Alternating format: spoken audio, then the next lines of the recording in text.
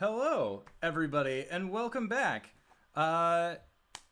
Greenhorns, journeymen, and adventurers all, welcome to this week's indoor adventure. We are starting a brand new story arc this week as we have finished our New Dawn story arc and are moving on to what I am calling Discovery. As there were some questions that were posited in last week's episode, such as Gwen not understanding that her three party members didn't know how to get down. Then, what is Catnap? Where did this come from?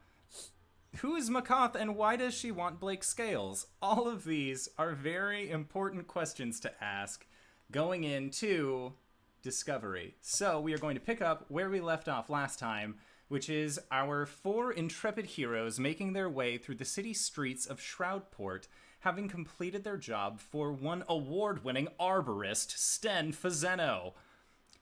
After their completed quest, they met with Makoth, who then gave them detailed notes that seemed to be very well writ for a woman of lacking vision. And she gave you guys those notes, which I sent you over the week as kind of a... in our chat. Yes, it is in our chat, and I can post it up for anybody else who would like to see those notes. I can post them on Twitter, and I will do so after this event, so that way you guys all can see these notes as well, and possibly put strings together in your head. So yes, you met with Makoth. You got the spoils of victory after nearly dying to several angry little tree people in Sten's yard, and are making your way, I believe, back to the Zesty Anchor. Is that where you guys decided to go? Mm-hmm. All right, because I believe that is where Sten said his friend would meet you with a dossier of everything that he knew about Catnap, as he would not go to Fang's bar himself. He did not want to, seeming as how it was under him and his fine taste palate. But you guys make your way to the Zesty Anchor, and it takes about an hour or two from where Makoth is. And on the way there, it's a pretty busy day. It's starting to wind down for most people, but then you have your kind of night markets that sprout up. So more of the regular shops that you would see, like a blacksmithy or a tanner's, kind of close down, and shops adjacent to them that are food stalls or have just kind of beers that you can get and walk around the city, as you guys found out previously. There are representatives from different guilds. There is a little bit heavier of a guard presence going into the evening than there was throughout the day, but that probably has to do with the events that kind of brought you guys all together, which was the drugging of the Zesty Anchor. So yeah, after a little bit of time has passed, probably like an hour and a half, you guys arrive once more at the three-tiered bar that looks like the back half of the ship, the Zesty Anchor.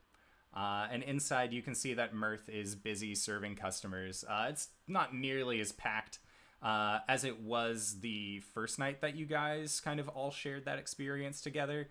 But it still does have like a slew of characters kind of spread throughout it, and they just seem to be enjoying their time, just getting a cheap drink in a part of town lower and closer to the docks.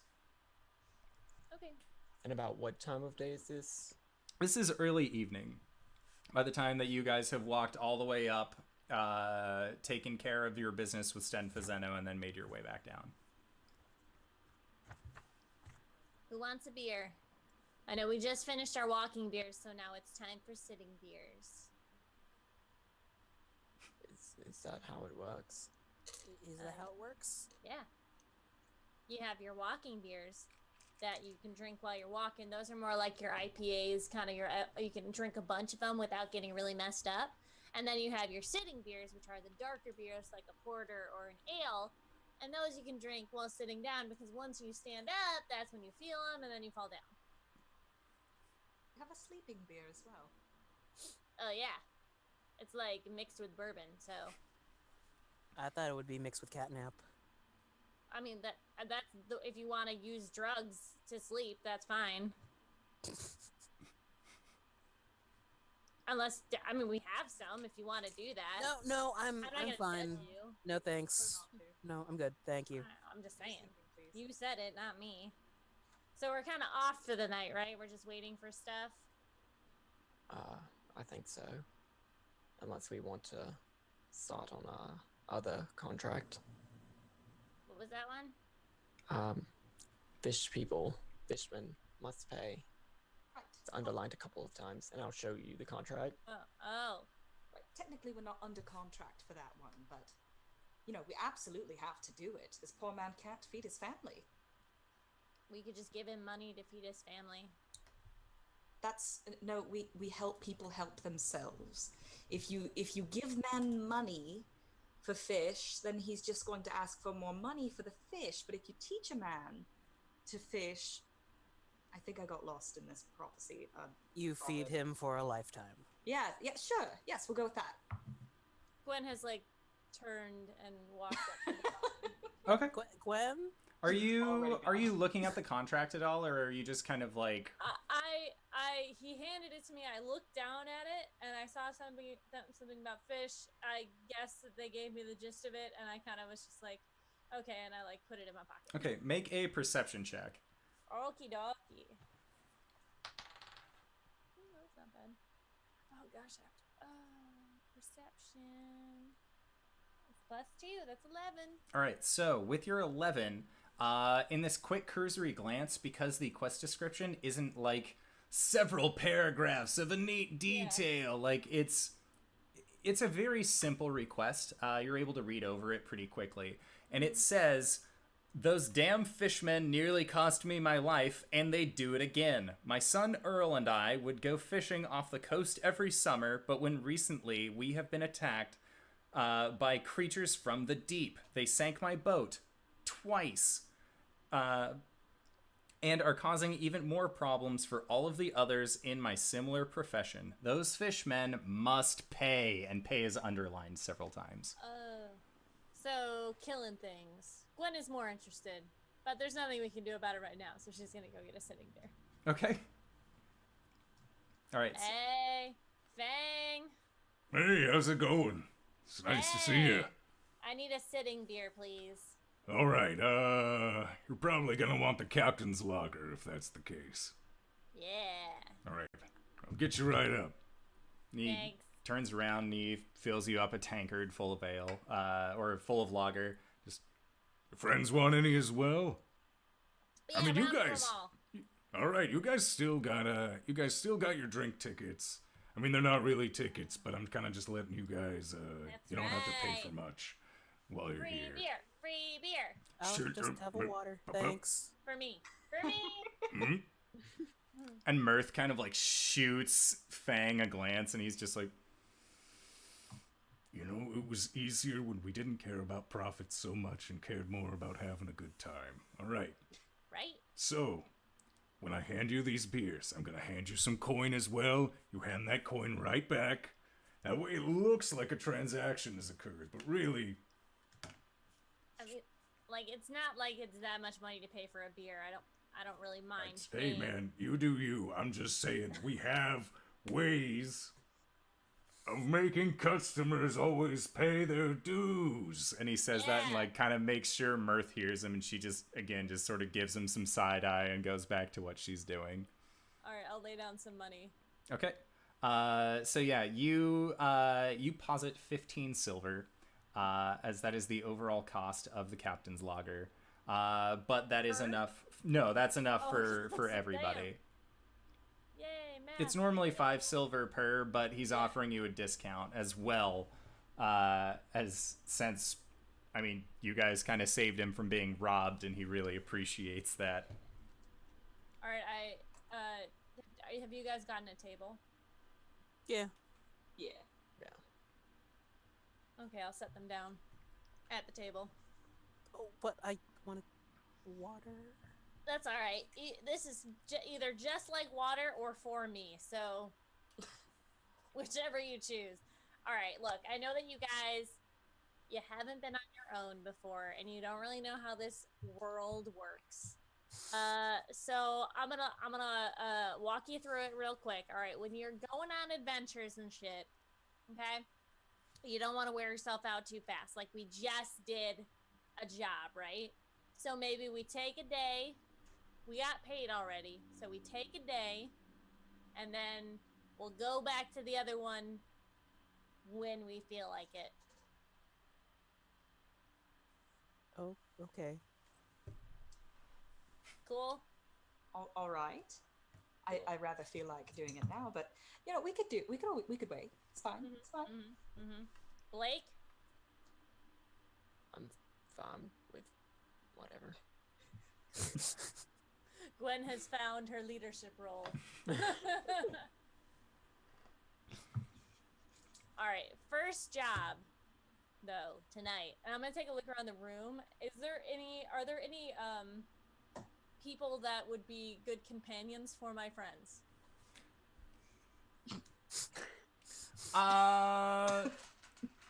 Trying to think if the Zesty Anchor is even that kind of bar. I mean, not necessarily prostitutes. Oh, But like, yeah, no, yeah, okay, sure. I mean, you're in You know that, what I'm saying. you are in that area of town where, like, there's kind of, like, the no one really asks questions. Yeah. Dock workers come in two varieties.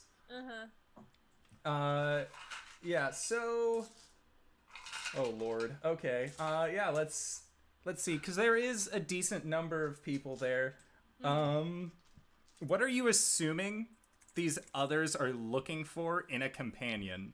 And I will tell you if you find a perfect match or if you're close. This is matchmaker. This is matchmaker roll 20, folks. For Gwen, straight up race. Like, what? Like, is there a male or female elf? And is there a dragonborn? I can't tell the difference between them. So dragonborn, period. Okay, so there is not a dragonborn. There is, however,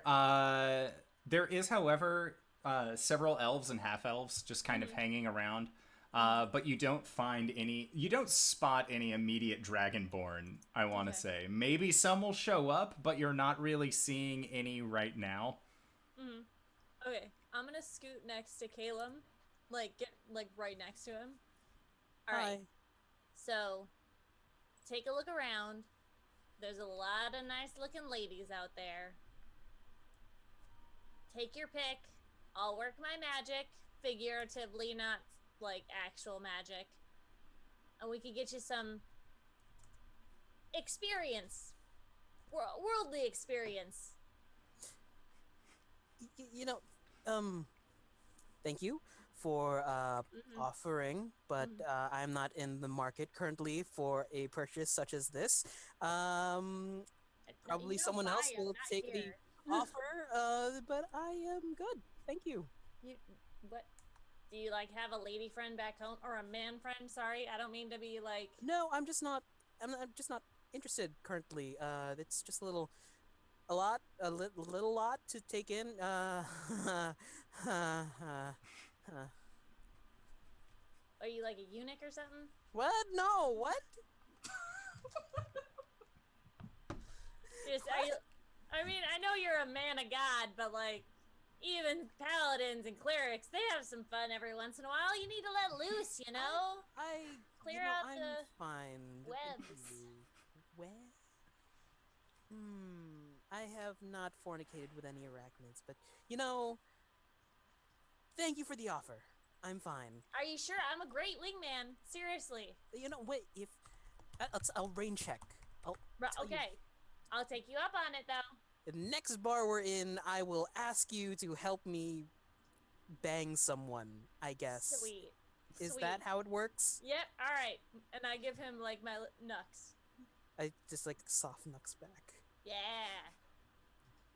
Alright, Coriander. Cori. Your turn.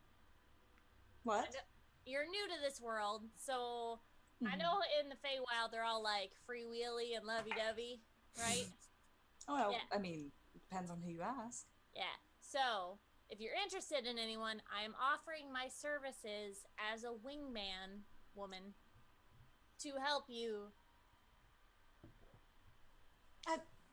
infiltrate the male species. Oh. Or female. Sorry. Oh, I see. Well, not quite the right season for that, I don't think. What do you mean? I change, and that's a little more amenable to me. Like your clothes? My being. What? Yes, right now I'm not in the proper season for that. For mating? Yes, we can put it that way if you'd like. So you don't have sex? You only have sex one time a year? No, I can whenever I want to. I just don't prefer. At the moment. Okay. Alright. Just, you know. I look over at Blake, I look around again, and I go, sorry. Make a perception check when you look around.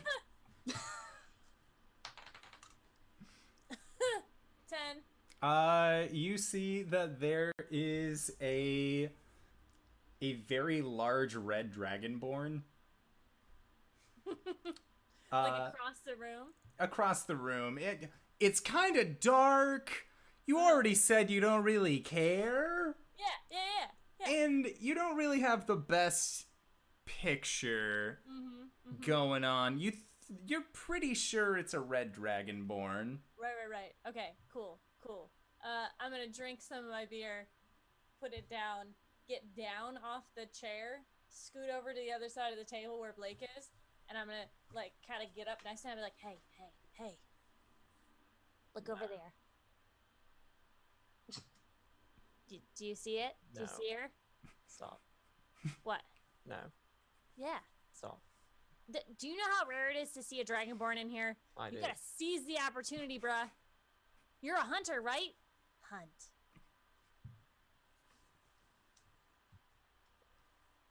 I'm gonna get up from the table and go to my bedroom. Okay. Do you take your beer with you? Yes. Okay. Double damn it.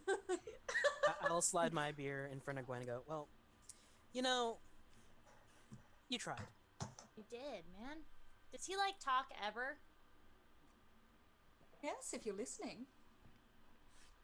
Do you have to listen? That's how it generally works, Gwen. Oh, I guess. See, I was raised, well, mostly raised with, like, fighting as the way of communicating. So... Yeah, people are different. Yeah. Some people fight and other people are very quiet. Like Blake. And Caelum. What? You're quiet. You don't talk a lot. I talk a lot. You just never listen. Really? Yeah, remember when I was having that whole, like, discussion about the plants back at the place with Mr. Fasano, and you were just, like, zoning out and you walked away? Oh. Maybe. And at that I point, just remember a gnome talking. at that point, Mirth shows up and just, vegetables or meats? Which one is it? I just give her a look. More beer. It's probably your meal. To you, vegetables or meats? Which one do you prefer? Vegetables, please. Meats for me, please. All right. I'll put the word in with Huddle. He'll make sure yours tastes better than a lot of these. You're the best. Sweet, thank you, Mer. Finger gun. She walks off. Doesn't even have to write down your order. Knows it. There's two choices. Two choices. She's got it. Got him on lock. Yeah. Cori, you're from the Feywild, right? Why'd you end up here? Oh, well, I'm on a bit of a pilgrimage. I'm following in the footsteps of Coralon, trying to discover the secrets of his journeys. Right. Yep. Mostly just, traveling the world, doing good. trying to figure this whole thing out. Right. But why on our plane? Oh, that's where Corlon went. Oh, like on vacation? Oh, adventures, mostly. No, he's not here now.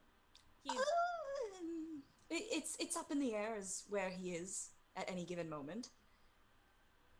physically or like metaphorically? Both. Gwen just looks into her glass and she's trying to figure out what's going on.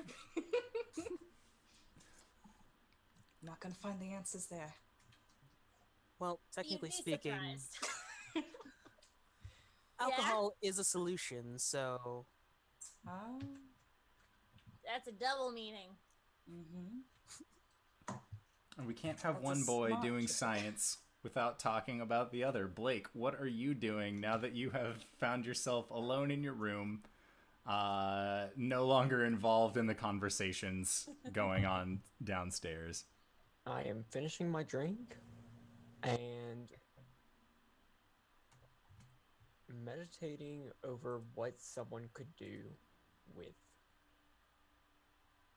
hair, blood, or in my case, scales. Any sort of like black magic. or Okay. Stuff like that. Make an Arcana check. That is a 13 plus something. 13. Okay. It's not plus something. That's totally okay. So with your 13, I mean, you've heard of hair, blood, scales. A lot of things get used in different material components for spells. It could just be, because of that reason. She's just kind of a peculiar tiefling. But you can spend, like, that's after, like, your first hour kind of thinking about it. But if you'd like, we can spend another hour, and I'll have you roll another Arcana check. So go for it. Cool. 19. All right, so with that 19, you know that with someone's hair, or with any kind of facet of that person, there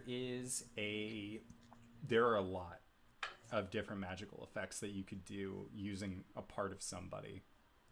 You know that there are some people who, if you know about them, you could possibly teleport to them, as you then have something that's familiarized to that person. If they wanted to spy on you using arcane methods, they would be able to then get a much better read or understanding of you by just having a piece of you, to be able to have that connection between what was being yours and now what is somebody else's. All right. So that's kind of the understanding that you get based off of like what somebody could possibly do with hair or scales or anything else. There might be other things that you could do with it as well, but that from your general purview, that's kind of the understanding that you get. And you know that for different hunting techniques that you've been a part of, having a piece of the thing that you're hunting makes it very easy as well.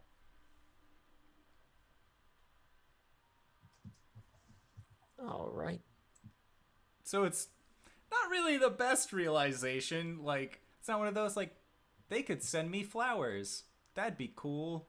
It's like, no, they could just show up and be like, yo, I found you. What up? Like, not the best. Not the best situation by far. But that is where we will move back downstairs as as Mirth brings you guys your meals and also additional booze as you're kind of just enjoying your day. Thank you. Yep, thank you very much, Mirth. And Coriander will tip her. And when she sees your tip and just curtsies very, very performatively. Like, you know that she doesn't have to, but it's one of those, thank you kindly. She takes your coin and then sees herself off, and there's kind of like a happy sway in her step, knowing that she got a little bit extra money out of a customer. Aw. So it's like meat gets passed to Cori, beer gets passed to Cori, beer gets passed to Gwen, vegetables get passed to Caelum, beer gets passed to Caelum, and then Caelum slides it over to Gwen. Oh, yeah. And it's one of those things, you remember reading in a book long ago that beer was called liquid bread, and you're kind of just holding on to it at this point. It's the truth. My belly is quite full. I'm gonna take a look around. Is there anyone I know, like, well in this bar, like a friend? Make a history check. And this is going to be something completely new, so I'm going to go through the steps with it, because I've never had roll to find old friends before. Especially when we haven't talked about old friends previously. Right. So, roll to find friends. History, man. Mine, 8. I cast friends. I don't have a lot of friends.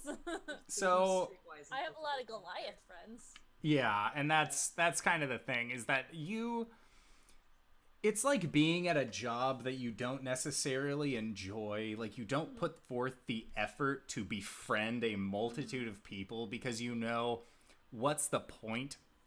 I'm just going to be leaving this spot anyways after X amount of time. Especially with you and your kind of roaming background. It very much never occurred to you to try and like put on an appearance or put on a guise to befriend somebody, because if they didn't like you for who you were, then kind of what was the point of it anyways? Like, if you have a disagreement, just fight about it. You don't have to be petty. Cool. Yeah, so in this case, you do have friends throughout the city. And if you think of names and backgrounds for these people, totally just shoot them my way and we'll incorporate them right quick.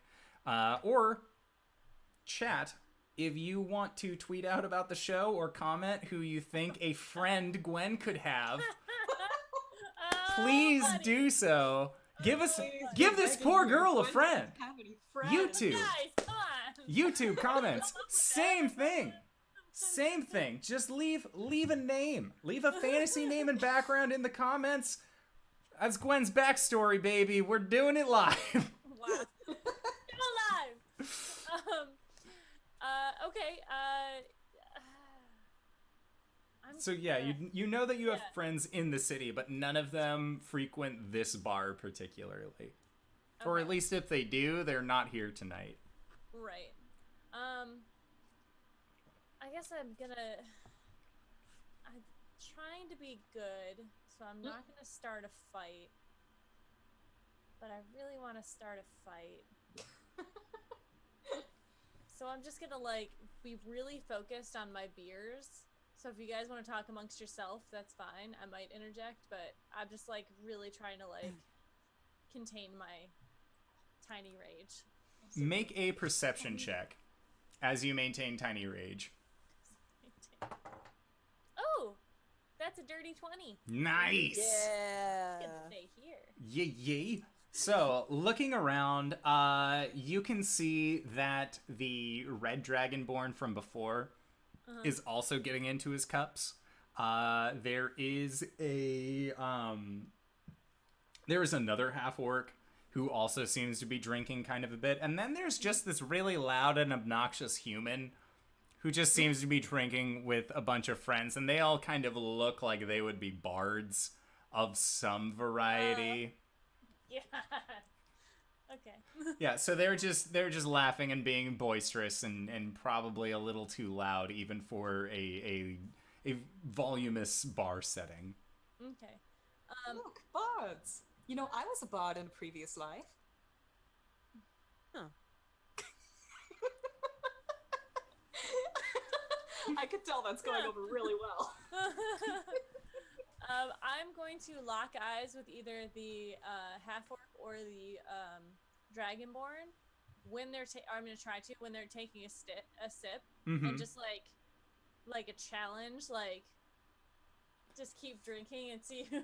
Okay. So having a drinking contest across the bar. How are you being very open about this? Yeah, like it's like when you go at a light and you Make see a person next to you. performance check. God, okay. Oh, I think it's not bad. You're still doing well. Performance? Yes. That's 12. Okay. So, the half-orc kind of sees what you're doing, and then he looks over at Fang, and Fang's just kind of, like, looking at everyone in the bar.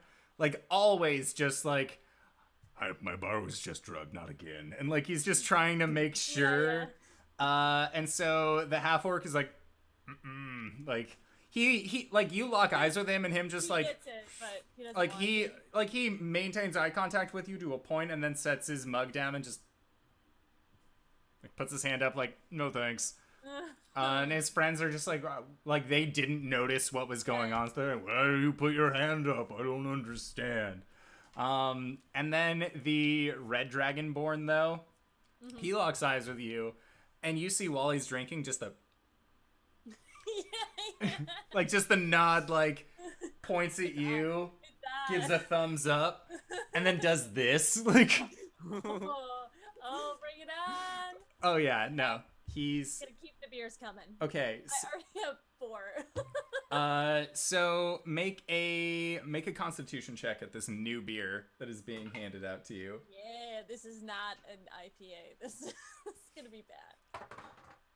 Oh God, you were. I chanced my luck with you. It's Constitution. I mean, I have a +4 in Constitution. I got an 8. That's still a 12. So No, I rolled a 4. I got an 8. well, if it helps, he also rolled an 8. Nice. Yeah. So you both kind of like sputter at the same time and set it down, and he just like there's no good way to like wipe the jaw as a dragonborn, I would feel, because it's not like you can get the full breath of it with the back of your hand. It has to go like out and then around because the snout. So like he's feeling a little embarrassed, but he kind of like makes mention to his friends, just kind of in these lower tones, like, and he stands up and he just kind of like walks over, kind of stumbling towards you, and you can see like he's about to cross paths with Mirth, and then she stops and he just sort of like stumbles back a little bit and like maintains his footing, swaying a little bit back and forth. She looks him up and down. You got coin? You know, I always got coin. Oh, it's a man. Shit. She's like, okay. Well, your friends are gonna pay if you can't, if you're not conscious enough by the end of the night. Be warned. That little one's bottomless. And she points towards you, Gwen. And so then this red dragonborn finds himself at the table of both Cori, Caelum, and Gwen. What's up? I mean, we could have just gone over this from across the room, just always making eyes at each other, but I figured you seem like a competitor. You seem like you got that fire in your blood. Let's do this. You want a contest? Let's I'll do give you a contest. Yes. Caelum stands up and takes a tray of vegetables. I'll be in my room. Coriander just kind of watches him go, and then just scoots over and settles in, just kind of sitting and watching. Yeah, Cori's got me. Okay, so make another Constitution check. All right. Spirit dice. Oh, that's good. That's a 17. This guy takes like half a mug down and immediately just like starts coughing it back up. Just Trust me, I can do better next I time. did. It's I know you started low, man. no, it's I can do this. I mean, I don't. and like know, as he's like having that like kind of acid refluxy kind of feeling, you see like just like sparks kind of going of just like flames igniting from the alcohol on his breath. I'm gonna scoot over and I'm gonna like realize that what I'm doing is probably going to get me in more trouble, which was what I was trying to avoid with not starting a bar fight. And I'm like, Cori, knock him out. Why? Because he's gonna throw up fire everywhere. Oh! She's just gonna put the dragon in a headlock. Okay. Yes. Okay, make a strength athletics check. Okay. Ooh, that's not great. Athletics 10 even. Okay, so you go and start like getting all up in his business. Just what? Stop it! What are you? Get off of me! I thought this was gonna be a fair, reasonable competition between some fast friends, and you're gonna bomb? no, you're being a poop face, and I don't like it. And he stands up. Nah. And he just turns around and just kind of like starts like shambling back away from where he was. Woo! You saved the day, Cori. High five. I don't know what just happened. You did good. High five. And this guy's kind of like just shambling back and forth. Yeah. And as your 5 connects, you just see him slip over his own feet and just onto the ground. Just, and like his friends come over and pick him up, and they're like, "Dude, I told you to quit like 3 beers ago. You always do this." And they're like really upset with this guy for making an ass of himself in the causeway. Yeah. So now it is just a kind of inebriated Gwen and Cori sitting at an otherwise empty table, as Caelum has also retreated to his room with his plate of veggies, not wanting to deal with the events as the night unfolded. So Cori just kind of watches him go away. So when did you come to town, Gwen? I've been here for like half a year. it's the better part of a year. Oh, almost a year. I'm ready to go though, man. Been itching. Oh yeah? I'm used to life on the road. Where were you before? Everywhere, man. In the north, in the woods. Yeah. A wanderer. Pillaging. Yeah. Alright, I can respect that. Yeah. Took over a few societies, you know. Destroyed a few villages. Oh. Good times. Like, evil villages? I mean, maybe. I just went where they told me to go, man. Oh. Like, Cori just takes a drink. Looks the other way. Make a perception check as you look the other way. Oh, jeez. Alright, that's gonna be 14. Okay, so with a 14, as you kind of look away from looking directly at Gwen, your eyes kind of scan the bar until you see a hooded figure wearing a face-covering mask that kind of has a long beak coming off the front. It's just this plague doctor-style mask. And they stand about 4.5 feet tall, kind of wider in stature. Just looks, pulls out a piece of paper, reads it over, looks again, and then seems to like recognize you and Gwen, and this figure starts sort of like trundling over. Right, okay. Coriander gets up and has her sword out. Whoa. We fighting? Oh, no, no, we're not fighting. Are you okay, sir? And he pulls this mask back up, and you can see that there is a blonde, dark-skinned dwarf, kind of looking at you. I swear to God, it's not what you would think it would be. The mask is part of my profession. Thank you. See. You're Well, Yes. we've had some bad luck with people wearing masks in the past, so I'm just being cautious. It's very good to meet you. I'm Coriander. I'm the Caelum of the Fallen Leaves. and Now that you say that you had a problem with people with masks, I remember this bar was recently attacked by masked ruffians.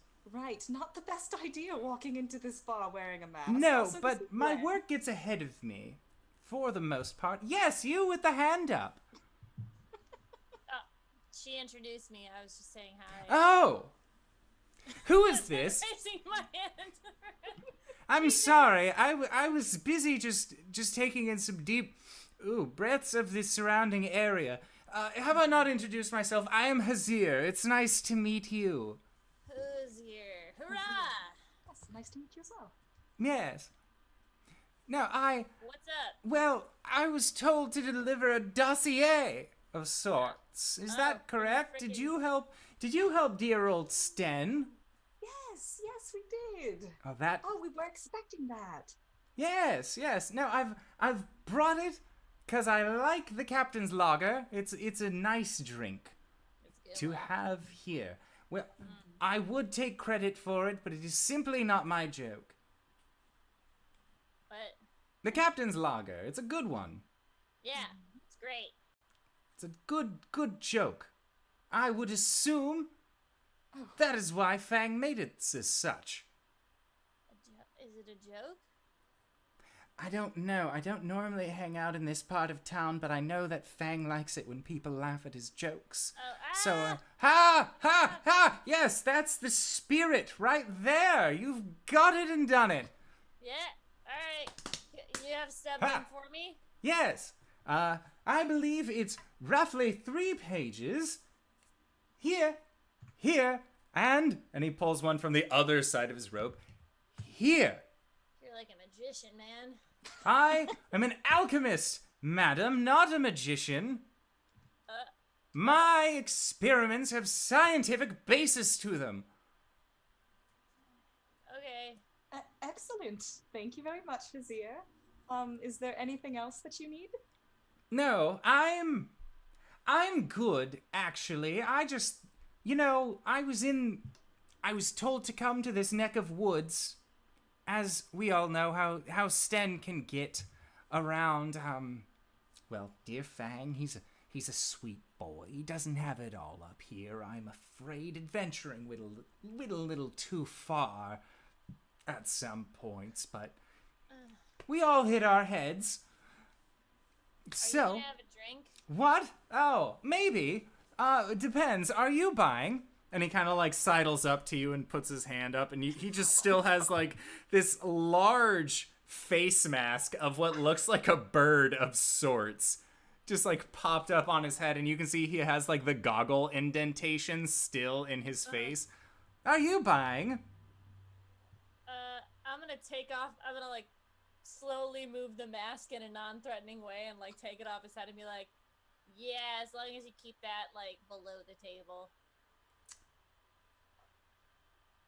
Okay. All right.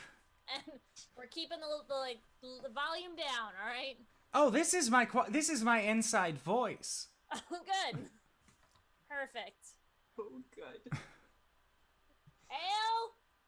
Yes, send another for me, thanks. And you see Mirth kind of like look up and just. You're not gonna get us in trouble here, are you? No, I do my best to not raise a ruckus wherever I'm about. I do, however, on occasion deal with some very unstable ointments. However, that's always in the lab. I don't bring it outside. Right. Okay. Cori, you want to read these papers while I beer? Absolutely. Yes. Coriander will take those papers and sit herself down right between the two of them, absolutely clueless as to what's going on. I don't know what's going on either. You're okay. He just sort of like extends his head outward, like he's like, is this dude an accordion? Like, how did his lower half kind of like swivel out more? Just, hey, so like, you seem pretty cool. Yeah, I'm really cool. Yeah, so like, what's going on? What's your deal? What's your story? You know? Is he hitting on me? Make an insight check. Okay.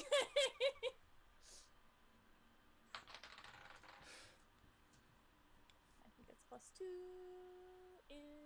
Oh, no. +0. 13. You think this guy's hitting on you? Are you like... I mean... Dude, I got a room if you want. We don't have to do this. And you see the, like, wires misfire in his brain about... Well, I can just skip the small talk? That's my worst game! I bring nothing to the table in that. You know, let's... Yes. Cool. You can wear the mask if you want. Are you telling me you want me to wear the mask? No. You know what? Maybe we should have this conversation away from your friend. Uh-huh. I'm feeling a little not self-conscious. I would never feel such a way. All right, let's go. And I just like Okay. grab him by the front of his shirt. Corey. And he I'll just see you like later. he goes to try and reach out for his mask and just barely grabs the beak of it and brings it along. Oh, and there they go. All right. Well, alone at last, I suppose. Yep, and Cori, you are just sitting alone at the bar. And as that happens, Caelum, what are you currently doing alone in your room? He has basically left the platter of vegetables on a table, a nightstand, and has sat like cross-legged at the foot of his bed with like his shield in his lap. And I think he's just gonna try and get his 4 hours. Okay. So as you do, and you're looking down at your shield as you try, and you start getting your 4 hours, you see a very familiar frosting kind of appear on the sheen of your shield, and almost like somebody is writing on condensation on a window. You see the words, "It's been a while." And then a little happy smile. Yeah. Caelum smiles back and like he thinks for a second, goes into his bag and pulls out a little book. And there's like the little tongue on it, and he just leafs through it to that page, and he starts flipping through it. Okay. And the words on the shield look like they get kind of wiped away. And then another phrase. "Can you prop me up?" Question. Sure. He nods his head and how do you do this? He'll prop it up between like sitting pretzel style, prop it up so that like the back of the shield's resting on his chest. Okay. Yeah, and then he'll put the book in front of them. Okay. And you can feel your shield is warm against your chest as you do this. Then Yeah. we get our 4 hours. And so then for the next little bit, that is what you are doing, is that you are going into your meditation while also reading with your shield. And so then we know what Gwen's doing. Really gross things with a guy who talks like this. Oh yeah. You're muted. He told him to shut up a long time ago. You put the mask back on, not because like that's what you're into, but more of a just like, please stop what you're doing. And so Cori, you are standing down, or you are sitting downstairs at the bar looking over these papers, and you're there for probably a good 30 minutes or so, just kind of by yourself overviewing these papers. And you can see that the majority of people from inside of the bar have all just kind of dispersed outward. They don't seem to be really looking around to stay longer than just getting a few quick drinks and then going back out to what they're doing. And as a lot of the pomp and vigor of the bar kind of fuels out, Mirth actually comes and sits next to you. You've been looking at those papers for a rather long time. What's in them? She slides you a drink. Oh, thank you. Mostly just notes from an award-winning arborist. She rolls her eyes so hard you might think she might snap her neck as you mention award-winning arborist. Oh, I see you've heard of him. Yes, just reading some notes on the incident that we had earlier. Trying to wrap my mind around it. That's fair. I would like for you to make I'm going to say a nature check for dealing Nat with 20. Okay, that's good. It's a good roll. Womp womp womp womp.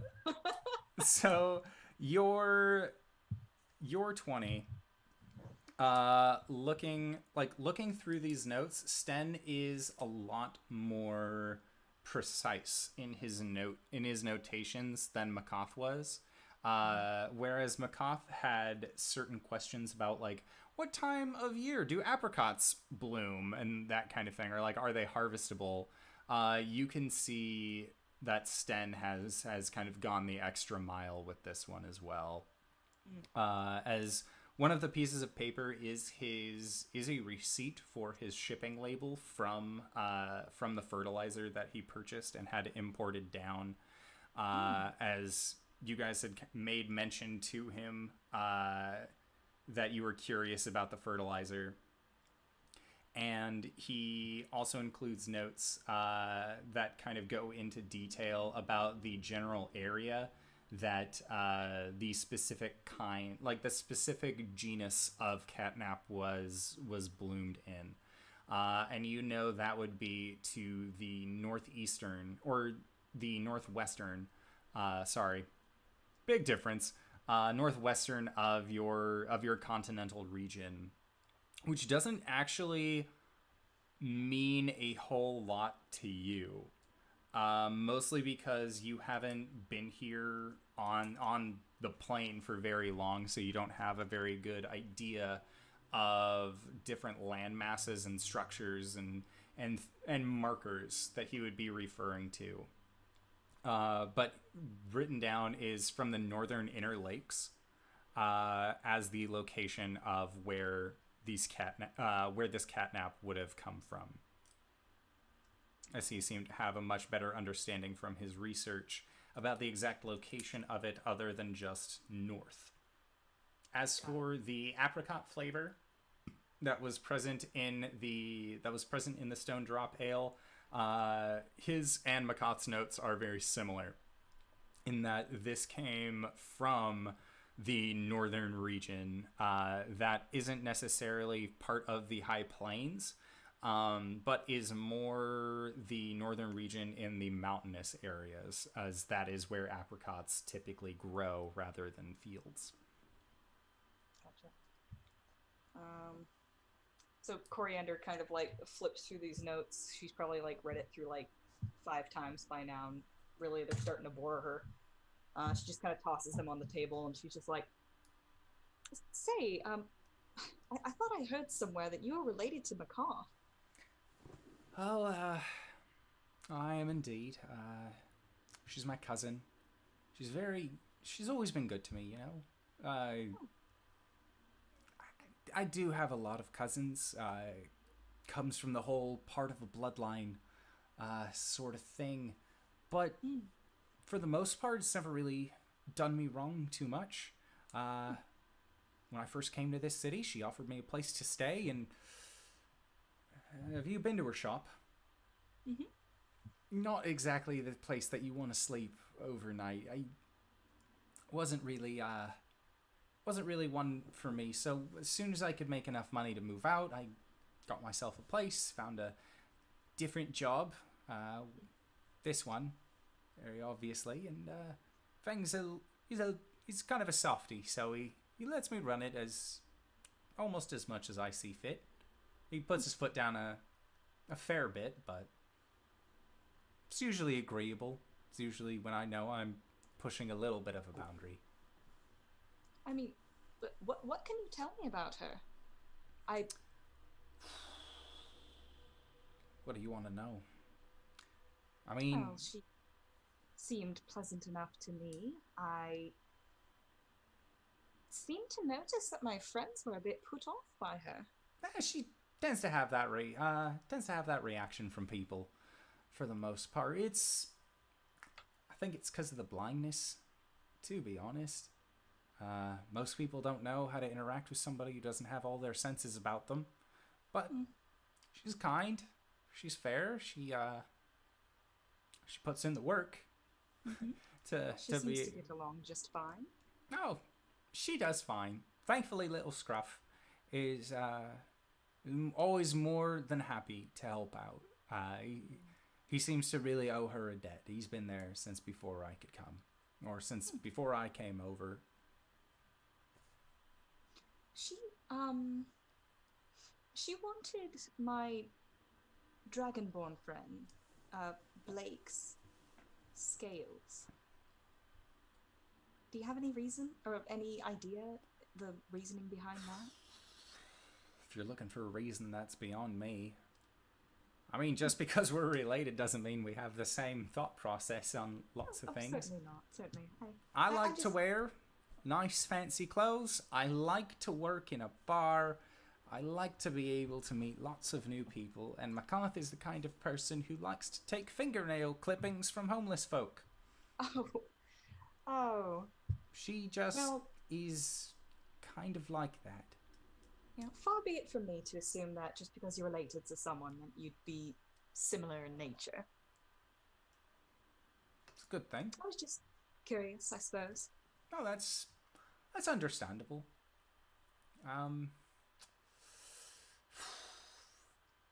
I haven't the slightest.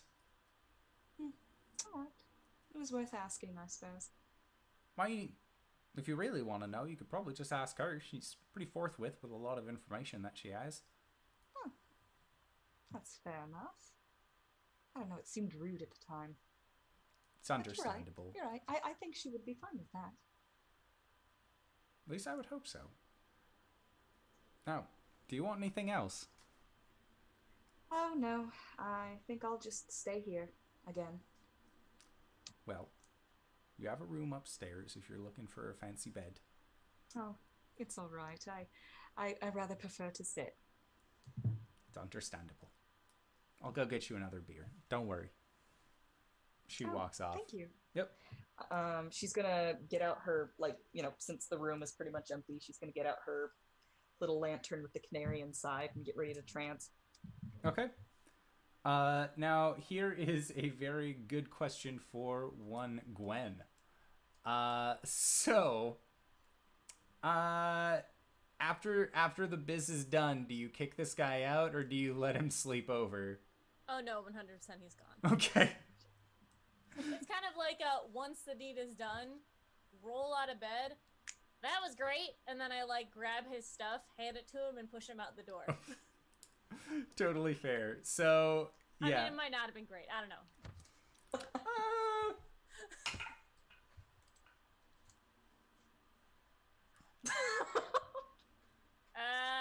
All right, cool, man.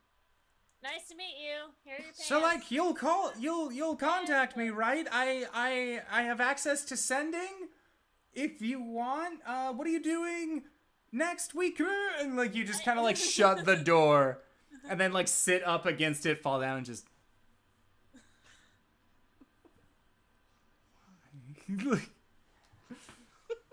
more of have that as a quiet moment to yourself. Yeah.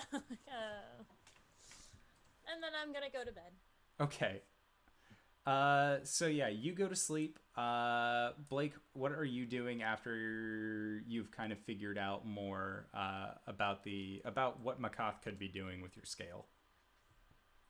It is a parchment in my room. I would say you had some on you. I would think that you would. I'm going to write a thing. halfway like a journal entry for the day, but addressed to someone. Okay. And then I have 7 hours that I have to get. So. Okay. Sounds good. So yeah, you also go to sleep. And then, Cori, you're just kind of sitting downstairs. You start your meditation after a little bit, and at some point during your meditative vision, you see that Mirth kind of comes over and like does the whole like hand in front of your face to see if you're registering, puts a small blanket over you, and then just walks out as you are not responding, and she has seen this from other elves before. And Caelum, you are in your room. You have your shield tucked under you, and you have just been kind of flipping through the pages as you do so, bathing yourself in the light of the full moon. And after about an hour and a half, that's when you're finally able to get some sleep, mostly because you were involved in the story itself. And also because Gwen was being a little rambunctious down the hallway, so sleep and meditation was kind of interrupted in a really not as great way. But you end up finding your peace. And when you close your eyes, you still aren't in 100% control of the visions that your meditation gives you. As your elvish background allows you to kind of call back to a previous life or previous lives, which, from what you've experienced, is typically just other Shatterkai. You've never experienced what it would be like to be a wood elf or a high elf or an Eladrin or anything like that, as far as you know. The only dreams that you are able to meditate on are part of your life as a Shatterkai. And even then, this is also a very new development, as before you would try and sleep, as that is kind of what you were forced to do as a kid. You were told to try and be more normal, and more your backstory, your life of what it was and what it was previously was sort of just pushed and compartmentalized into how it was at the temple. And so you've only really learned recently how to meditate. And that was partially due to Prescott, as even though he was kind of a jerk, he still taught you about your elven heritage for the week or so that you guys were together. And so during this time, you close your eyes and you find yourself standing on top of a plateau.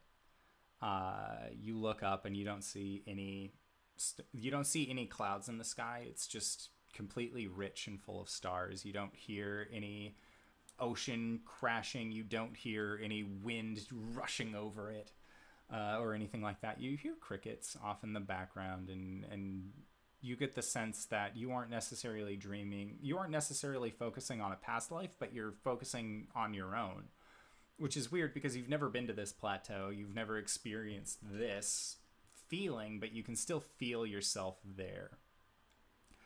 And as you pull yourself into that meditative focus, you bring your head up and you can see that there is an illuminated figure standing next to you. And this figure doesn't have any set form to it, in that it has very defined jawline and a hook nose and all of this other stuff with it. It's more of just like this glowing entity. And it stands next to you, and you feel very calmed by its presence, and it motions with its hand in front of you, and as you bring your eyes up, you see that there is just this large blue double door. And it again just sort of beckons you towards the door. we'll take a step forward. Okay.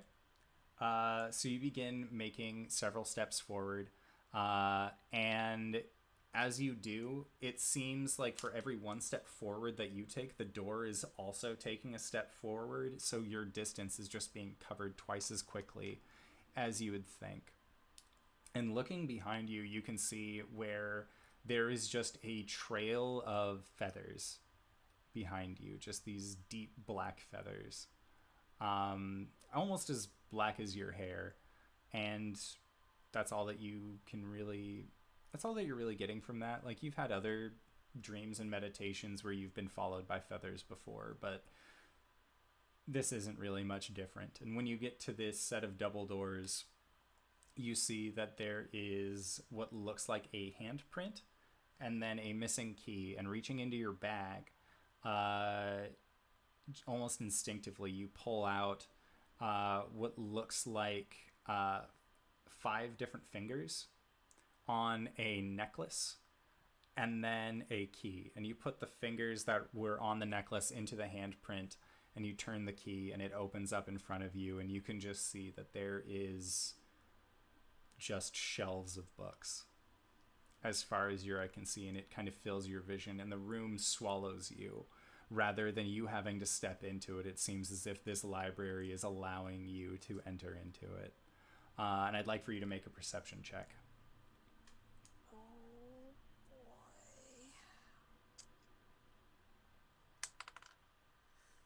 17?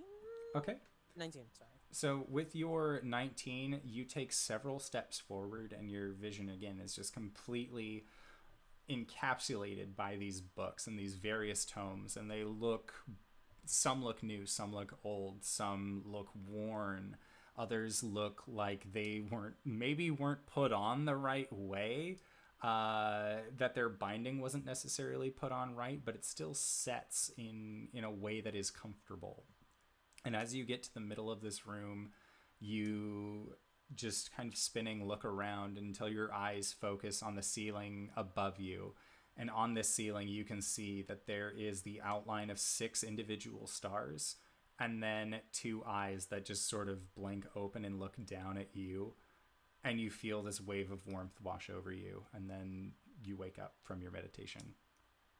Right before that, Caelum just like, hi. And then he wakes up. And that's that flash of warmth that just kind of goes through you. And then you wake up, still holding your shield, but you're on a different page than you remember being at. Spoilers! Close Yep. the book.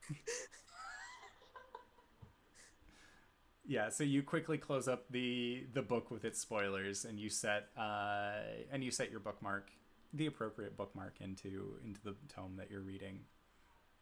And your 4 hours have passed. Cori, your meditation doesn't,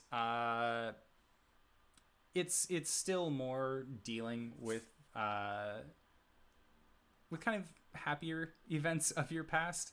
Again, still kind of dwelling on that bard, but then also being a kid, and remembering the first sword that your mother ever gave you. You remember the first pair of boots that your dad made for you, rather than being the standard fashion of the Feywild on a kick. He decided that he was going to get into cobblery. If that is the right term, I'm going to assume that it is. In the Feywild, cobblery is how you make shoes. But he made them for you. And these are actually still the boots that you wear today. He made them in such a way that you would never have to outgrow them, regardless of how large you got. And that was his dad's gift to his daughter, was shoes that will always fit perfectly.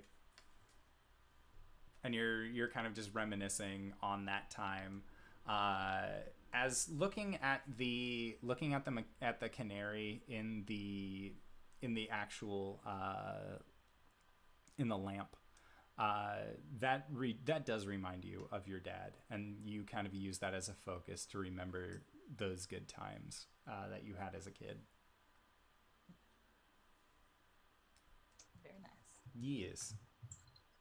All right, so you all make it through the evening, through a sense of utter peace. except Caelum, who kind of just wakes up feeling disoriented and looking at a page he doesn't remember. But you have all found yourselves fully rested at max HP with all of your spell slots back and in the readies. And I think at that is where we will also take our first break of the evening. Yeah. So, thank you to everyone who stuck by this whole time.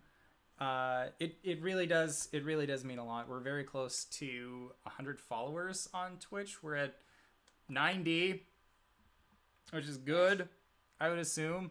So 3 weeks, 90. What? yeah. So if you want to, press the follow button. If not, I still hope you come back next week, and I hope that you come back in about 10 to 15 minutes, because that is when we will be back to continue this adventure. So thank you all for standing by, and we shall see you guys soon. All right. Bye. I had to take my own walk of shame. You might want to. So I can't remember how this works, but you might want to rename the stream because it might overwrite. No, I don't understand how streaming works. No, it'll show up as 2 because the last time this happened.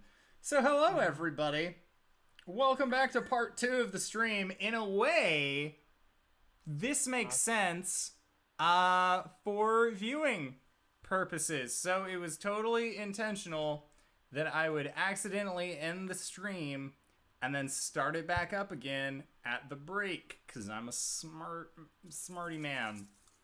And in no way a poo brain. Nope. What the cat said. She's very loud and just wanting to get in on this. But I'm sure you guys are all wanting to get back in on this as well. So let us begin where we picked up, or where we dropped off last time, which was all of our party members were asleep. And some of you had dreams, others did not, but instead meditated on different things that you were curious about. So, you have awoken in the morning, your hit points restored, your spell slots recovered, and your hit dice half full, because apparently them's the rules. So, welcome to post New Dawn, where you guys have successfully made it to the next day. And I don't know, Caelum, did you want to go down early? Because you know Cori only also sleeps 4 hours, or are you kind of a little scarred from the talks with about Coralon yesterday? You know, he'll try his luck today. Okay. So yeah, you go downstairs, and Cori, you are also exiting your trance, and you see Caelum coming down the stairs. Eating from his plate of vegetables. Oh, good morning. Good morning. Hi, Cat. Looks like sunrise is a little far away, but, you know, morning enough. She's, like, already gotten up and, like, made herself some tea.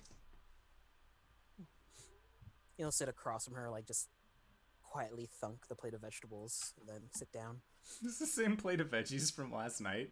Yeah? You didn't eat it. He just fell asleep. Well, he tranced, and then he was like, I'm kind of hungry now. Breakfast is last night's leftovers. That's how you do. Only instead of pizza, it's vegetables. Vegetables. So it occurs to me, I never really explained the whole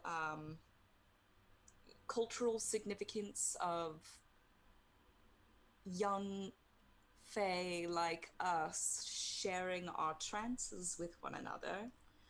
And I kind of pressured you into it, and you seemed really uncomfortable. I feel like we should start over. It is culturally important for people our age to share our trances with one another, because when we become full elf adults, we will no longer have trances from our previous lives. It's called the drawing of the veil. and it's very important for us to share our trances with one another so that we can, derive wisdom. We're discouraged to share these things with adults, and there just aren't very many Fae children around. So I got a little excited when I met you, and I apologize if I made you uncomfortable. Apology accepted. Now, so question about trancing. So I just got into it. Sounds like a drug when you put it that way.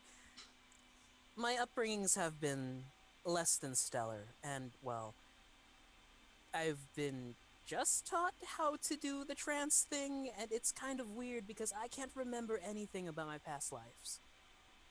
Oh. That, once again, that might be a Shadar Kai thing that I'm not familiar with, but normally we have trances related to our previous lives, interspersed with memories from our current lives, but later we'll no longer have those. So I really wouldn't be able to give you any sort of counsel regarding it without knowing exactly what you see. Feathers. A lot of feathers. I think I was a bird in my past life. That's not as far-fetched as you might think. Give me one moment. Make a religion check when he mentions that he dreams of feathers, knowing what the Shadar Kai are. All right. Not great. 5. A flat 5. Yeah, man, he totally might have been a bird in the last life. Yeah. That seems like a pretty solid point of order with you and your dear friend Most Caelum. likely a bird, yes. It would explain why I'm so bird brain. Oh, you do go on.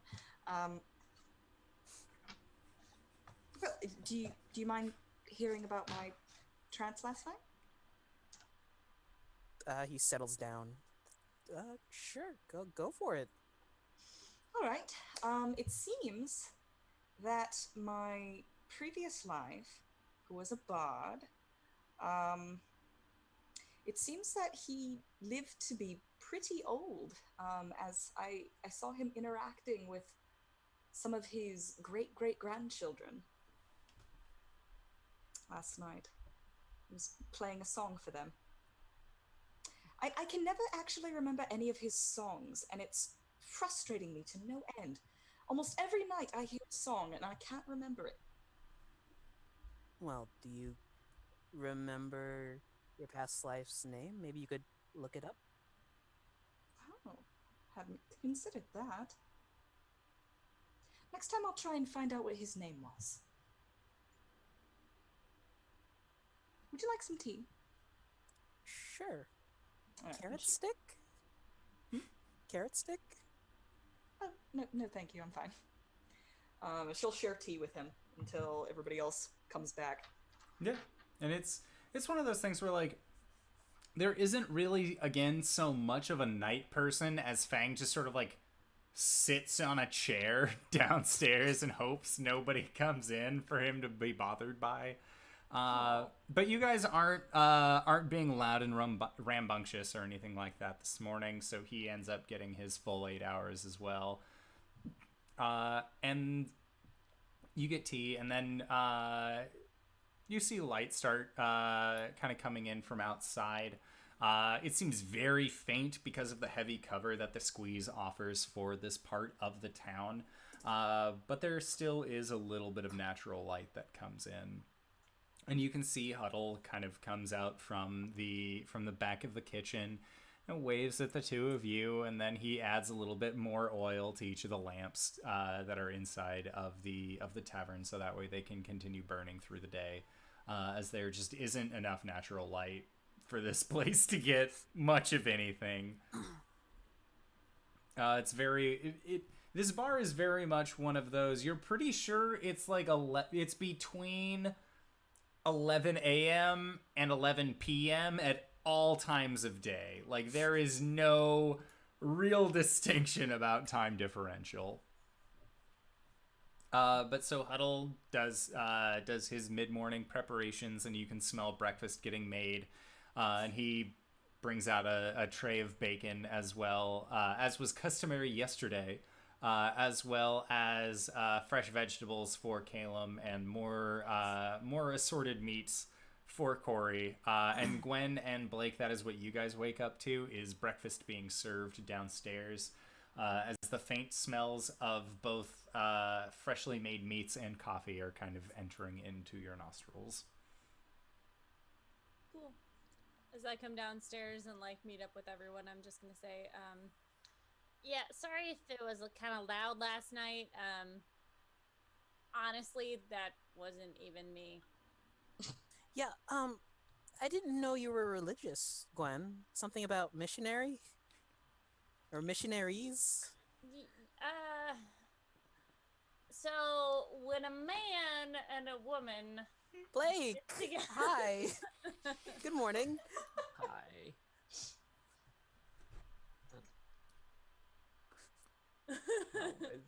How was your night? Whose? I was talking to Caelum, since he... It was okay, past the evangelisms of last night, I guess you could say. That guy really knows how to yell. I know. I'm sorry, okay? Really. Actually sorry. And you thought D&D was about escapism. Oh, womp womp. I'll just shovel some bacon. Same. Coffee. Lots of coffee. Though I probably don't have much of a hangover this morning. I didn't do heavy drinking. No, and there was enough physical activity before going to sleep as well that it kind of evens out. I do everything, man. Gwen, Yeah. I'm sorry if I was curt last night. Oh, no, I mean, that's cool. You know, you're kind of like the strong, silent type. Are we apologizing about that? I'm sorry too, Gwen. I am not looking to do that right now. I'm a little distracted with my work. Oh, that's cool. It's your body, man. I've never met another Dragonborn. Oh. Wait, really? What? And I... Oh. Well, it's good that you didn't go for it, because I'm pretty sure it was a dude. Unless you're into that, and then you missed out.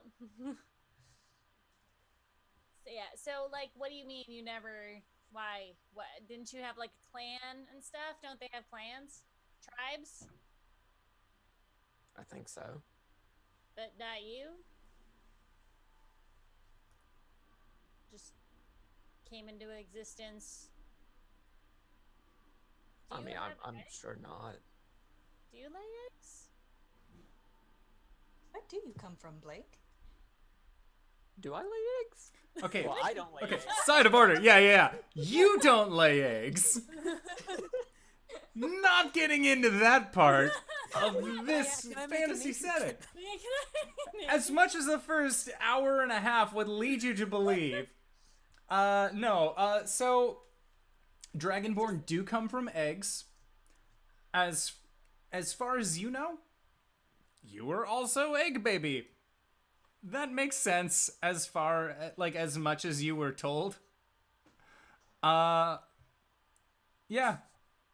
You can't it's not a mammalian birth. Someone else asked a question. What was that?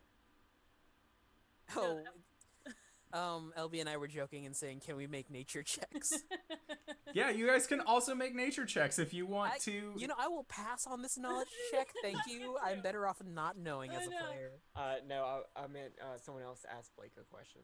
Oh, Where do you come from, Blake?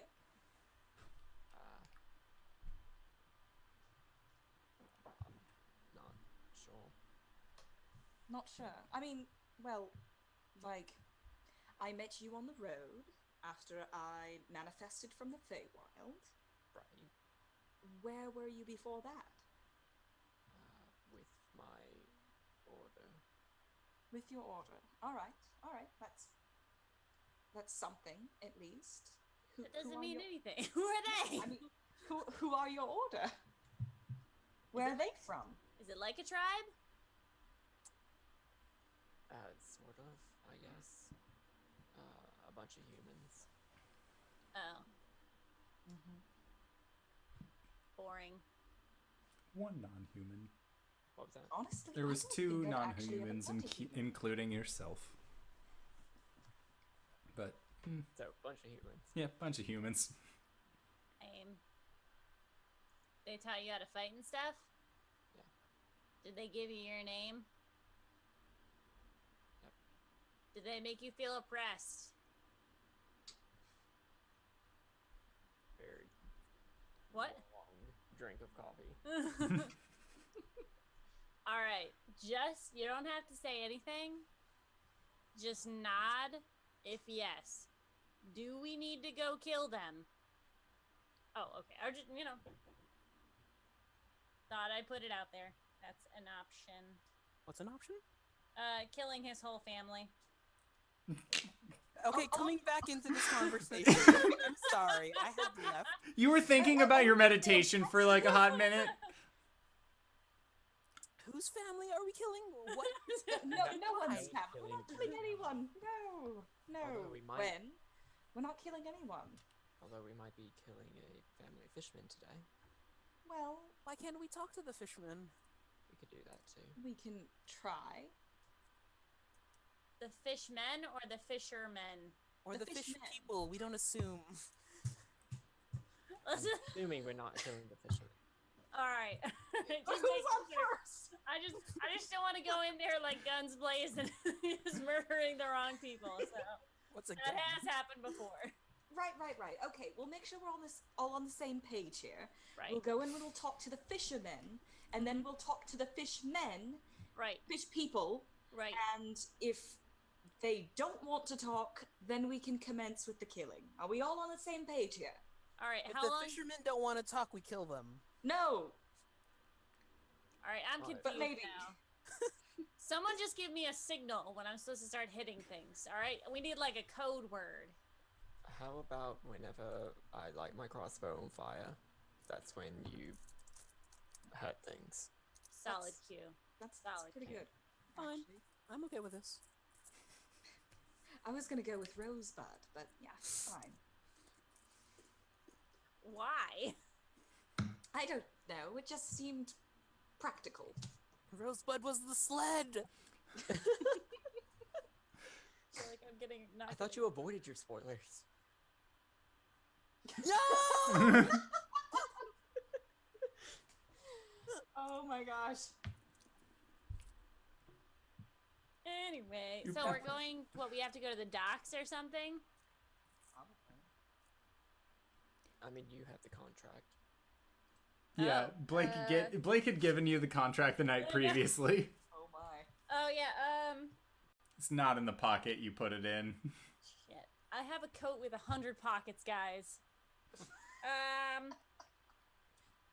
It's okay, we've got time. You know, this pocket's sticky. Starts going through your mnemonic devices to remember what pocket you put what in. And at that point, Fang comes over and sits down with you guys. So, help out that dirtbag Stan. Figure What his about him? out. No, I mean, like, did you figure it out? I assume you're all here. No new faces, so I'm kind of assuming overall process. One and done? I feel like I learned a lot as a process. Yep. One and done. Gross. Gross. Now, so what's on your guys' agenda? I mean, like, honestly, I feel bad for being kind of invasive with the small talk, but you're the only ones in the bar. Because I said that you guys could have all the rooms. What? I do want your input on this as a previous adventure. Oh, yeah, no, totally. What's up? Fishmen. Not fishermen. Ooh, okay. Yeah, what about them? Men. Might have to go and get in a scuffle with some. Okay. Ever heard of? I did a lot of adventuring along the coastal regions, so I actually have heard a decent amount about fish people. Not fish men, fish women, fish things.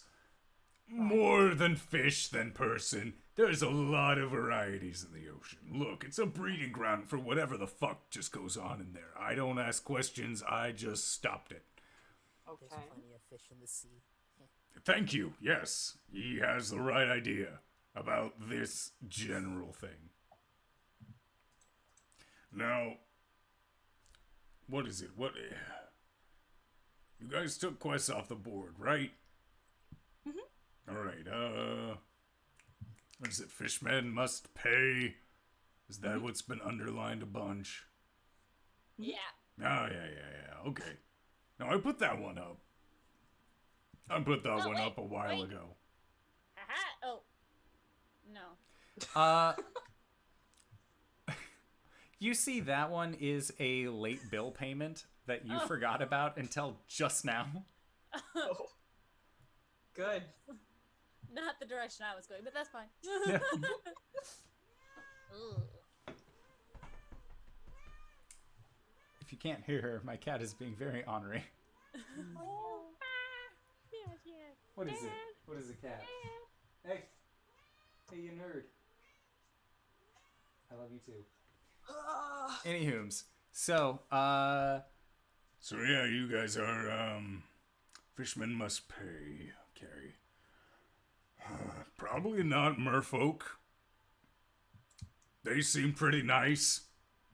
As a whole. Like, blanket statement from my experience. People from top up. Fish from bottom down. You ever thought of a mermaid? That's your merfolk. Alright. Then there's the really pissed off ones. Called marrow. Kind of like the bones that they like to suck on. Alright. I'm a shaky Ben. Anyways, so there's a few other fish people. There's sea elves. You ever seen those? Haven't seen them, but heard a lot about them. All right. Yeah. They look like you and Caelum, but they swim. They got the finny hands. Breathe underwater, that sort of thing. Okay. I feel like you don't really know a What? lot about what we're talking about, and you're just kind of talking about what you want to talk about. And like, I appreciate your input, but we're on a schedule here. All right. No, that's totally fine. I was Unless more. you can like get to the point sort of situation. I was more just kind of filling you in as to what you could expect from undersea ventures, or above sea ventures. I was a sailor, you know. It was anchor outside, anchor and ship. That whole thing, the whole thing. Yeah, that was what I was going for on this. So, as a principal, I know my way around some maritime foes. You want to come with us? No, I got a bar to run. That's part of the perks of being a retired adventurer, is that I can just say I have a bar to run and y'all can fuck off. I don't really I care about you guys. But if even one of you goes missing, then a room opens up that I can rent out. 'Cause you all got like 6 days left on your lifetime subscription to the Zesty Anchor. Right. Speaking of which, we should probably go and earn some money so that we can, afford to stay here. Reasonable rates. I do a monthly policy. It's gonna be cheaper if you rent by the month rather than just renting day by day. I already have a house. Well, why the fuck are you staying at my Dude. bar? I live in this town. I know. I know you do. I just wanted to be close to my friends. Well, I'm glad. Speaking of which, you guys seem, for only knowing yourself so much as you have, I'm guessing 18 hours. Tops, not even 2 days. No. 27 hours. Because you guys stayed the night at my bar twice, so at least a full day of rest. You guys got like a name yet? Or you just workshopping it until you find something that sort of sticks? It's much easier to pay out an adventuring company than it is for individual adventurers. As somebody who has accepted money as multiple adventurers, single adventurers, and an adventuring company. I mean, you don't have any suggestions, do you? No, because I don't think the Zesty Boys is gonna be exactly appropriate for you guys. That was the band that my brothers and I had. Oh, I see. All right. Well, it's time to go and make some fishmen pay. We'll see you later, Zest. Workshop. We'll workshop it. Team Workshop, I like it. Yeah, no. You know, at this No. point, it's probably gonna stick, and we're gonna be Team Workshop for the rest of our lives. I want to be team workshop. Alright, we're gonna bail out. Okay. We do that.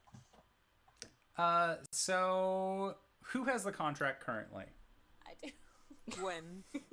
Somewhere in there. So you just pulled it out. You found it. Okay. It was in the 97th pocket you checked. Of course. Good. As I feel like is these pockets always. are really tiny. Or are they like Very much so. mini like pockets of holding? No, Okay. they're tiny pockets. Like you fold everything up until it is very thin and then just stick it. Fair enough. There's a lot of rocks in there from your time spent being a nomad. There are a lot of, but they're sentimental rocks. Yeah. So you're not just gonna I know get what rid all of of them them. There are also sedimental rocks. Except the few that are metamorphic. Let's not be judgmental here. Fine. Why couldn't he have been an award-winning geologist? I know more about that one. Wait till the next town. Oh no! Is there like an award-winning whatever in every single town? Only, lot of hey, guilds. it's gonna be a dwarf next time because it's gonna be a geologist. He knows his Wow, rocks. racist. It's a tiefling who likes brimstone. Wow. Almost equally as racist, but... So, make a perception check on the contract again. Okay. Oh. 14. All right, so with your 14, you know that the job listing specifies a designated area to look for this guy outside of town. So you aren't necessarily going to be going from door to door to door within Shroudport, but you actually need to exit the city. Okay. All right, team. I know where we're going. Follow me. Lead the way. Always. All right, make a survival check with advantage because you know the city. Oh, that's pretty good. Survival. Oh, it's a nat 20! Womp, womp, womp, I knew it. womp. So 22 total. Nice. All right, so with your 22, you actually remember different different little pathways that you can take that are more towards somebody your size. But it's one of those things where when you explain to your friends, like, it's really not that bad. You just got to move this box and then you got to do this thing. Like, there's like a 2-step process for every shortcut that you take them to. But you still manage to lead them out of the city in a quicker fashion than would be the way out otherwise. Mm-hmm.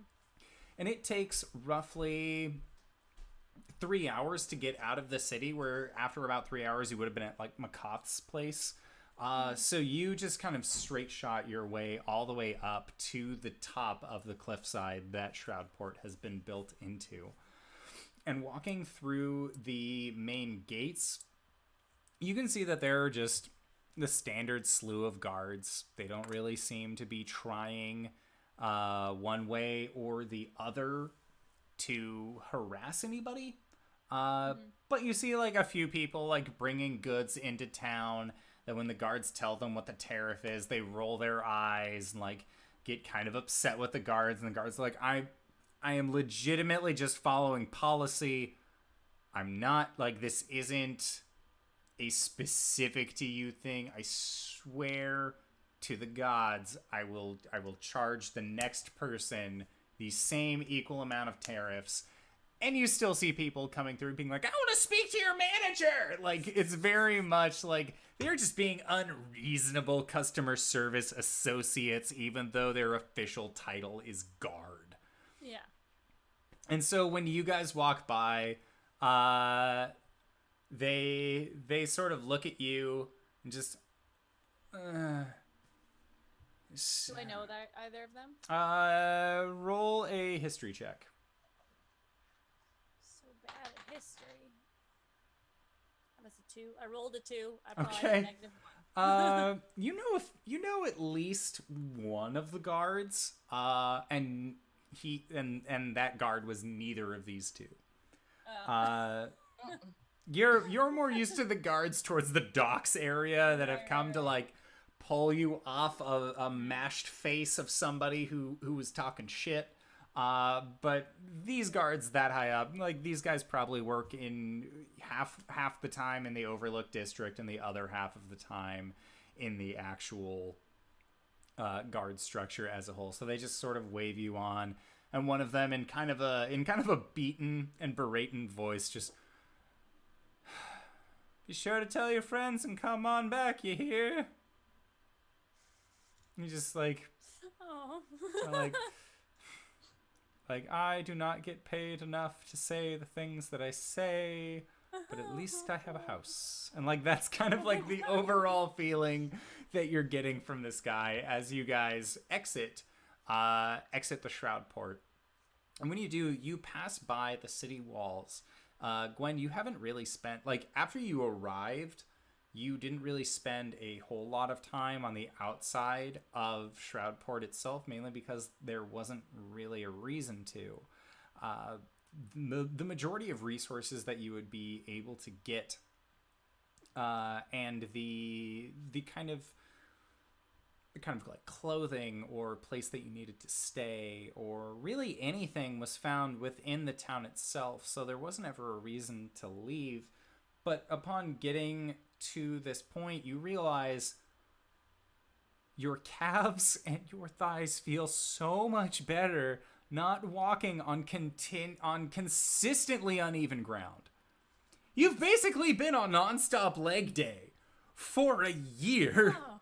And now you finally get that just like even ground where it's like the absence of pain that you didn't even know that you had is just setting in. It's like, oh, sweet Tempest. This is great. Like, and the rest of you guys as well. Caelum, you arrive, and this is very similar to how it was several days ago when you showed up. The sky above you is very thick with these gray clouds that seem to just sort of be withholding rain. And you can see the ocean. You get that scent of sea spray even this far up, which is about 400-500 feet from direct bottom. to the lowest point in Shroudport. But you just get that very rich smell, as well as just that open plain sweet breeze that comes by from the grasses and from the wild plants that are growing throughout. And Blake and Cori, this is very reminiscent to when you guys first arrived in Shroudport, also 2 days ago. You had met, Blake, you had left about a week and a half ago from your Hunter's Conclave.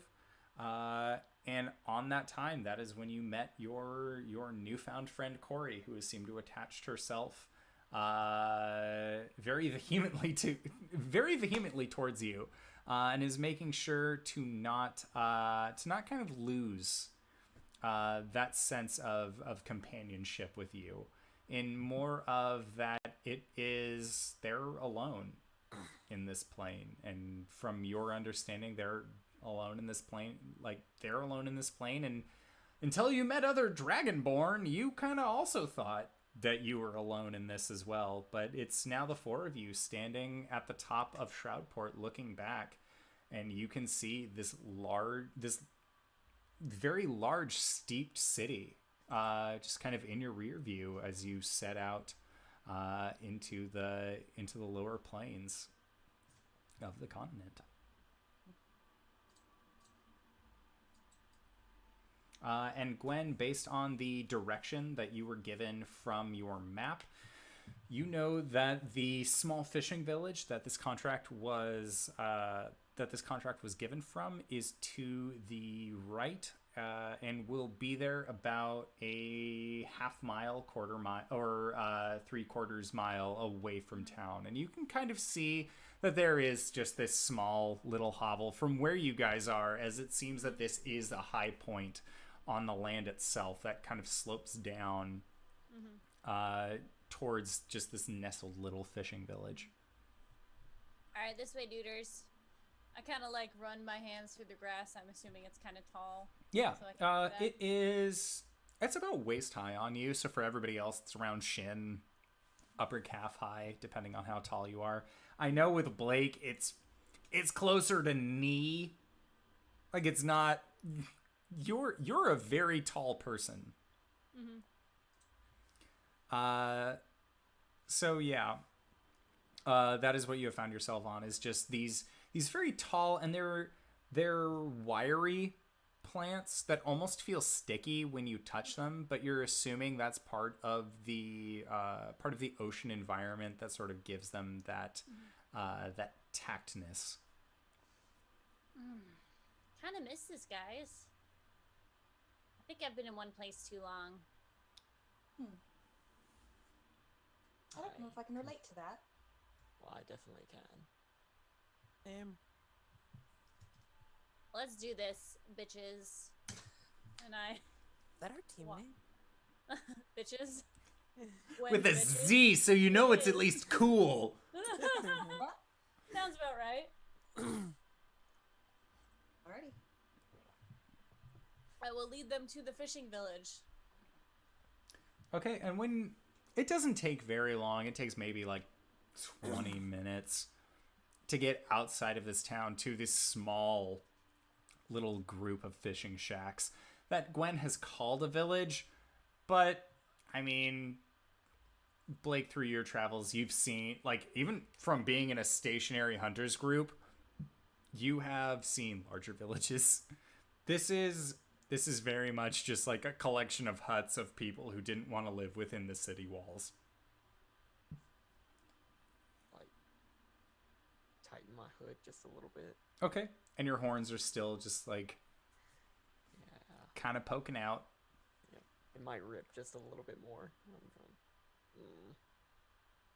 Yeah. Is this noticeable? A noticeable thing he does? Make a perception check. Yeah. Well, I mean, you're also like, I'd have to like look up to see. Unless Cyril, if you wanted to purposefully fail this sleight of hand roll to quickly protective gear yourself. I'll fail. Okay, cool. To vengeance, that is one of our house rules. You can choose to fail a roll against another player, that's up to you guys. If it's for roleplay purposes, go for it. Fill all the rolls. Okay. Sweet. All right. I don't say anything, but I have noticed. Okay. I will remember. Gwen will remember this. Yeah.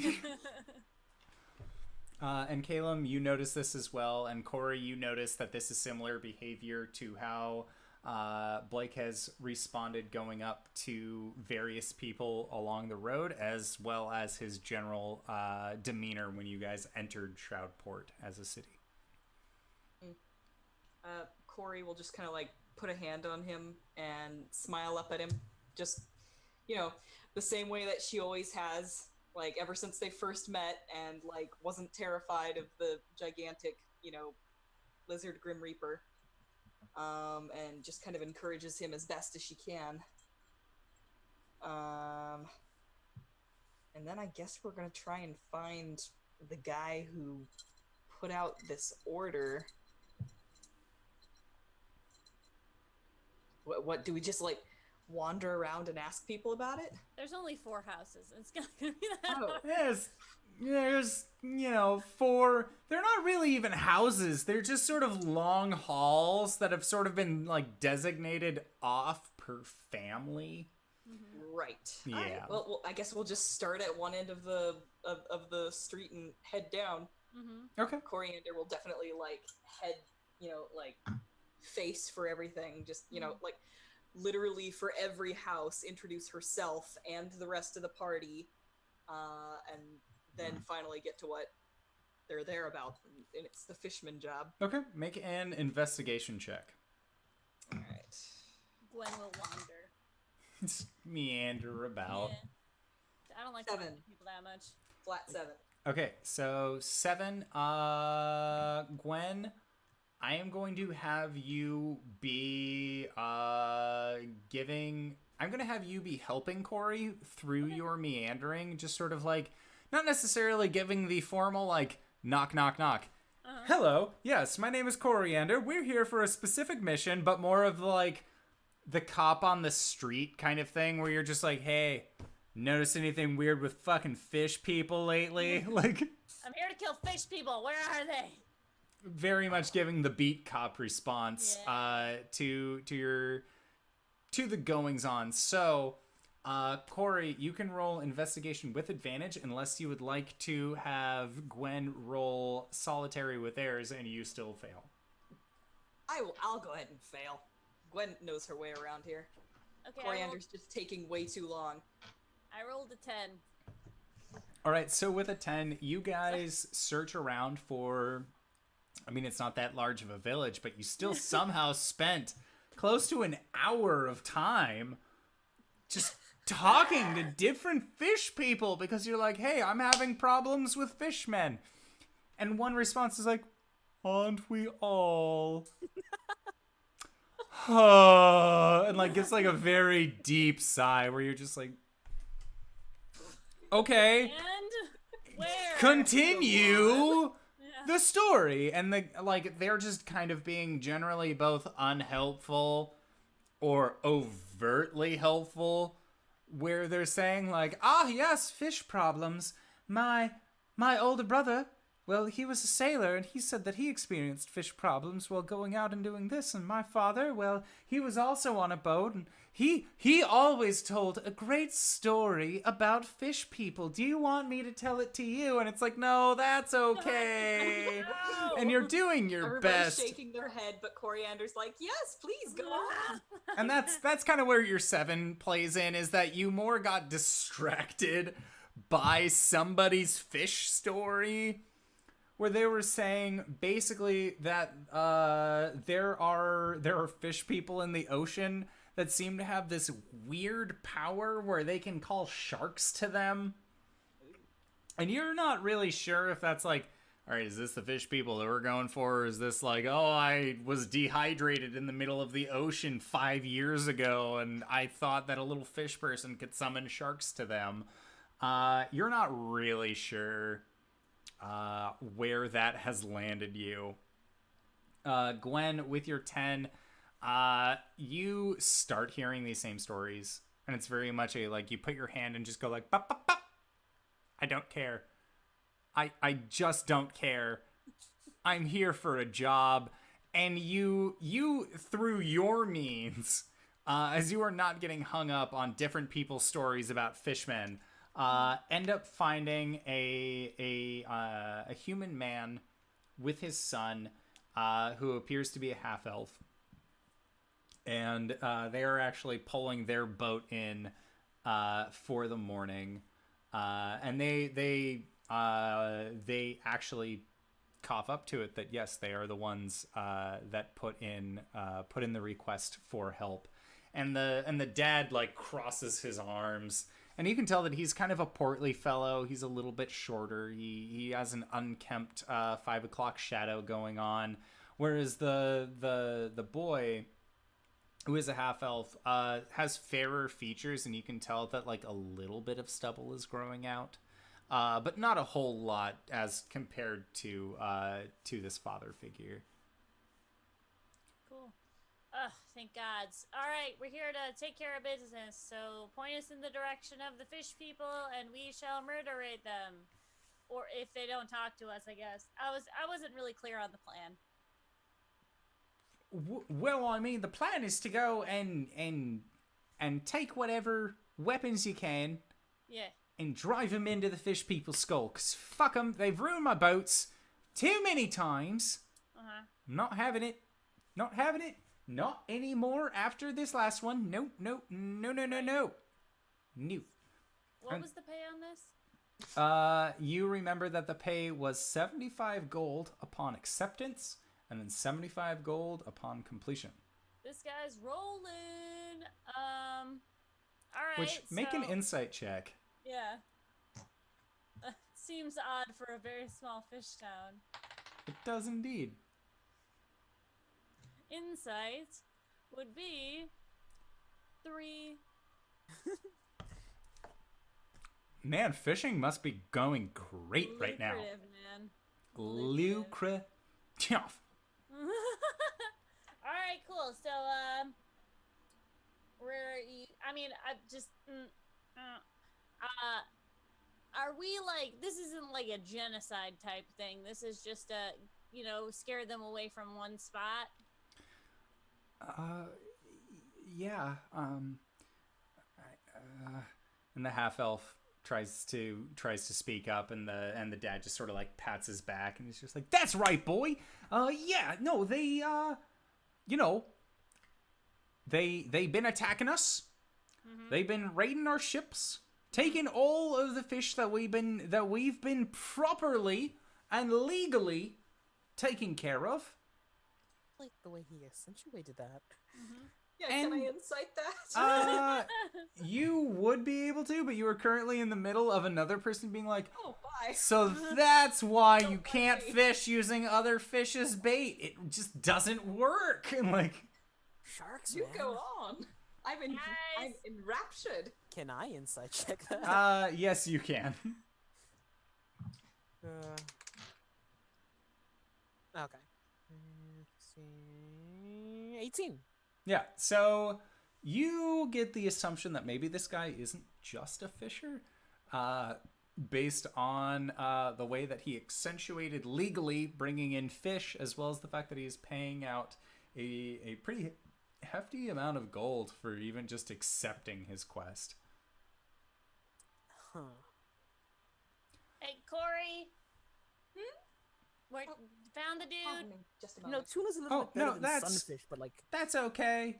You I'm very just sorry. Got to go Blake. do adventuring. Bye. do come back for dinner, and like a person just sort of like waves you on. Oh, so sweet. What's going on? Blake, stop sulking. He very silently walks up. This He is just appears from the other side of the screen. It's there's not even like a walk animation. It's just that steady glide over in the background, like you're kind of like darkened out. Yep. This is the duder who put out the letter for the fish people killing. Oh, Yep. excellent. Talking to. Where to then? Yeah. Well, a little bit north of this place is Echo Shore Cave. Well, so a little bit of backstory about what we do. Me and my son, we go out fishing. Haha! Yes, fishing. Isn't that right, boy? And his son is just, we go fishing. Just nods.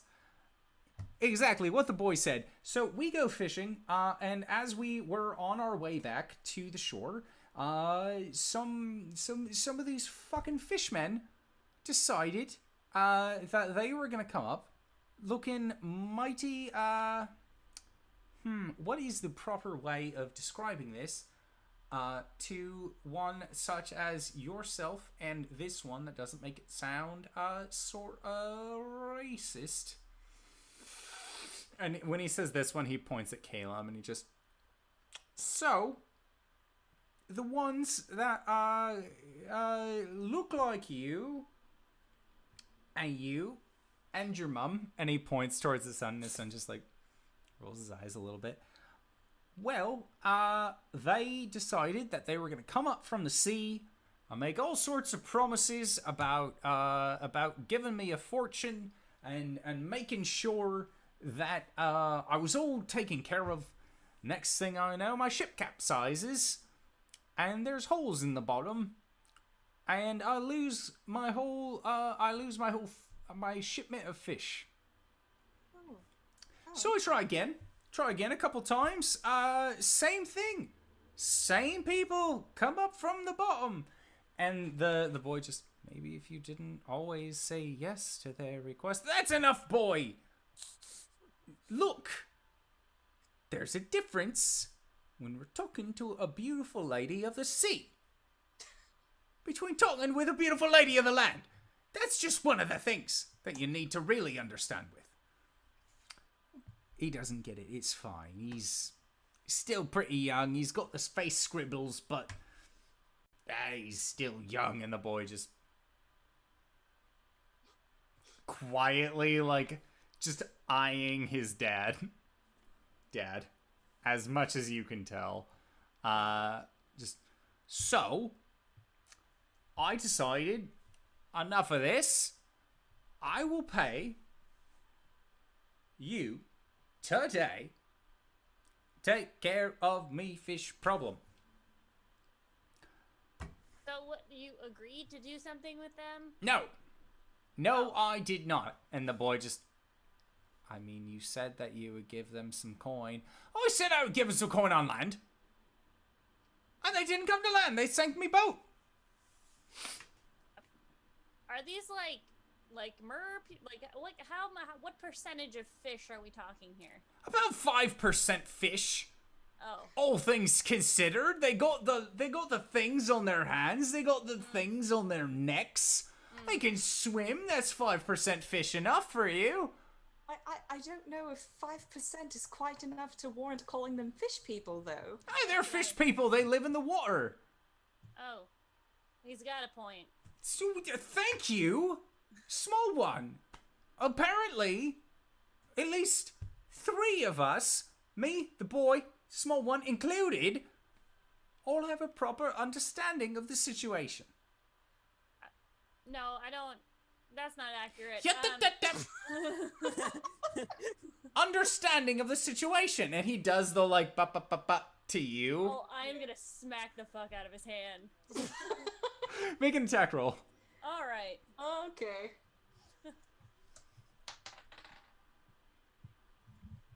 I guess that's unarmed, right? Go to the battle page. Unarmed strike +4, 17. Okay. Yeah, so he does the like ba, and you just grab his finger and start bending it backwards to where his ba turns into ba. Oh, okay. Ooh. There's quite a bit of muscle on this small one, thank you. Alright, I'm gonna lean up to my friend. Is he being sketchy? Oh, who are you leaning up to? These two. Or sorry, the three of them. Golda would be alright if you let me go. Oh, well, I just gotta find out if you're being sketchy. Is he being sketchy? I think he's all right. I promise I swear. Alright, cool. I'll let him go. Oh! I think that we should go and talk to these people and hear what their side of the story is. Why But did you do that? we That's will so come mean. back and report and give you a little update on the situation. It just seems that there's some sort of misunderstanding. Right. I would say there's a misunderstanding. My finger's nearly broken. Just ice it. You'll be fine. I don't even Ice dislocate isn't exactly easy to come by. Yes, that's true. Put it under, so you're right by the ocean. Just put it in the ocean. Just give it a little shake. It'll be Yeah, fine. yeah. It'll be fine. Joel, Just keep do it- my best. Yeah. Just Just sort of like you know. walks off, and the boy just sort of like watches him go. Hello, Hi. What's up, I'm Earl. Earl? Yes. Yeah, okay. Nice to meet you. Nice to meet you. He's too, gonna be Earl. okay, right? Like you didn't break his finger. He does need his hands. There was no snapping. You're good. He Okay. will certainly live, and two of us are healers, so if he really needed help, we'd Okay. be able to deal with that. You That- said he said something about money. Well, yeah. Fish people. Yes, could you elaborate on that? Yeah. Well, we were on a boat, and And? then I mean, we're always on the boat, either fishing or talking to some of Dad's friends. And well, we were on our return trip home, and on the return trip home, she's really pretty, but Which one of us? one that looks like those two, and he'll motion towards Caelum and Cori. Oh, that's a dude. Hello. Well, he's Oh, Caelum's very pretty too. It's fine. I think he's fine, and like the boy's cheeks rosen a little bit. I don't. Go on. Yeah. Sorry. So my dad, he thought that the one of the ones from beneath the water, he thought that they were, attractive, to some extent. They did look awful nice, but I was always told, Dad gets first claim to anybody that we meet at sea. So I didn't really go forward with that. But what he's saying is true. Our boat did get several holes in it, in the bottom, after he said that he would meet them on land. Apparently, the ones in the water don't really like that a whole lot, as you would assume from aquatic based life. Mm-hmm. So you said something about money to pay them? Oh, yes, they it felt like a threat. And in hindsight, it's a little bit of a threat. I mean, they did put holes in our boat when we said no. But these aquatic life forms did tell us that if we didn't pay them, that they would sink our ship. And my dad, who you see off on the side, just like just putting his hand back in the ocean spray. Well, he he likes to think that he's awful smart with his money, and he didn't want to pay them anything for a job that we've been doing for quite some time.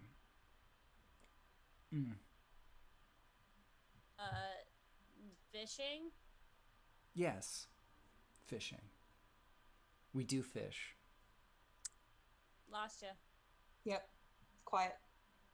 Oh, I don't. Yeah, we can't hear you. Oh. There you go. Now we can. What'd you do? Hello. It is I, Fish Dad. Fish Dad. Erupts from the sea. Hello, children. Oh, gee. It is I, Fish Dad. Well, he, all we've really done is, that's our job, is fishermen. That's what Dad tells me, so that is my job. It's that I fish. And I provide a proper income for our family. It sounds to me like these people were, kind of doing a your money or your life type thing, only it's in a boat. So, piracy? In a way, thankfully I knew how to swim.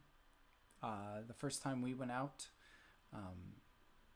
it was myself, my dad, and Uncle Denny, and we haven't really seen Uncle Denny from the first sinking. All right. And you haven't seen any of these people on land? No, we don't. No. Do you have a boat we could borrow? He looks over to the boat that they just dragged up onto the shore. I suppose that if you wanted, you could use this one. My dad's probably going to make you pay at least a small fee in order to use it. And the dad from the ocean is, 15 silver piece! And then he puts his hand back into the ocean. Can you just, I am so sick of hearing him wail. Can you just heal him a little bit, please? One of you. Sure, I'll rummage in my pack for some leaves or something. Okay. Caelum goes stomping out into the ocean. Okay, yeah, and make a medicine check. 15. This guy's belly aching. He's not actually hurt. There's no sprain. He's just trying to cause the scene. You know, it's like, what was that? I'll take out 2 gold, but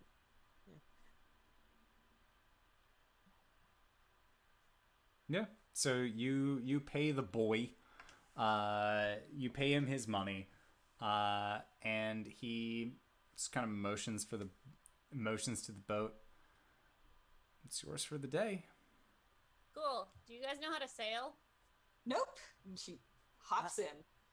So Caelum just loosely bandages the fingers. Yeah, there you go. Band-aid on Your it. friend almost tore it right off. Oh yeah, she's quite strong. Oh man, I Very could've. much so. Caelum, do you know how to sail a boat? I have a book about it. Well, Sorry, I know what's happening mechanically here.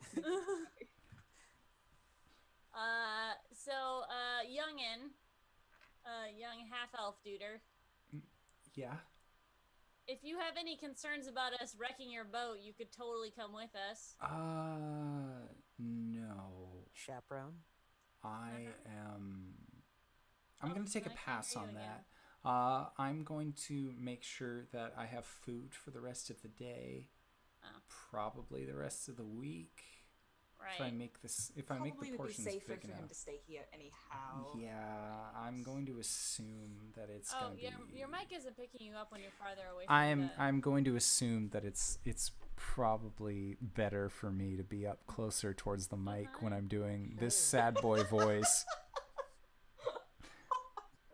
So yeah, I'm just gonna stay back, and you're listening to Indoor Adventure Radio, where today we have the Phantom 4, the nameless 4. The How's it Phantom going? 4. Yeah, the Phantom. I don't know. Should we all whisper into our microphones to make SMR D&D session? I'm going to pull out the player's handbook and just flip through the pages. Alright, okay. Is this a rowboat or is this a sailboat? This is a rowboat. Oh, dude, I Okay. got this on lock. Okay. I probably can't reach both of the things, can I? You can kind of like shirk them up closer to you so that way you can reach them. It's just that they're meant to go a little bit deeper in the water, but I mean, your strength is kind of compensating for that fact. I'm gonna sit on my backpack so I have a little bit more height. Okay. Alright, duders. Let's launch this boat. Yeah, I'll help push it out. Okay. Coriander stands on the front, pointing. Alright, Washington you're the on the nose. navigator. I'm the muscle. Someone has to be the captain. Thought you I were nominate doing that. Blake! Oh, Blake, you're the captain. okay. Caleb, Dirty. Yeah. clean the poop deck. This is a very small boat and thus it does not have a poop deck, but okay. So yeah, you guys push off from the shoreline and set out in this rather small, considering there's 4 people now in it, rowboat out to sea, kind of pushing yourself up along the coastline towards where you assume Echo Shore Cave is. Sure, man. We'll figure it out. Yep. So for purely mechanical reasons, can this count this boat trip from shoreline to destination? Can this count as a short rest? Yes. Okay. I'm going to say it will for anyone who is not Gwen. That's fine. That's I fine. don't need to rest. Make a I don't care with strength that. check, That's not my character. Gwen. Who needs to rest? I haven't done anything. That's right. Okay. So, whilst Coriander just kind of like stands in a rowboat, which is not a very good thing to do, but she is a very dexterous elfie type elf and manages to do that without too much trouble. As she does that, I don't know if anybody would be paying any sort of attention to this, but like it might be that like one person looks away, and by the time they look back at Coriander, it kind of looks like she's changing color a little bit, but you know, it's hard to tell. You know, sun's in your eyes, whatever. But by the time we actually get to our destination, Coriander has a completely different color scheme. Like, she'll like kind of turn around and look at the person closest to her, and her skin has just gone paper white, and her hair is no longer like the red, vibrant red and yellow that it was before, but it's now kind of like a soft pink hue, and she just looks like a pastel monster. You've got a little something on your everything. Yeah. What are you talking about? Blake, you also have never seen this out of Cori before. Cori? Yes, Blake?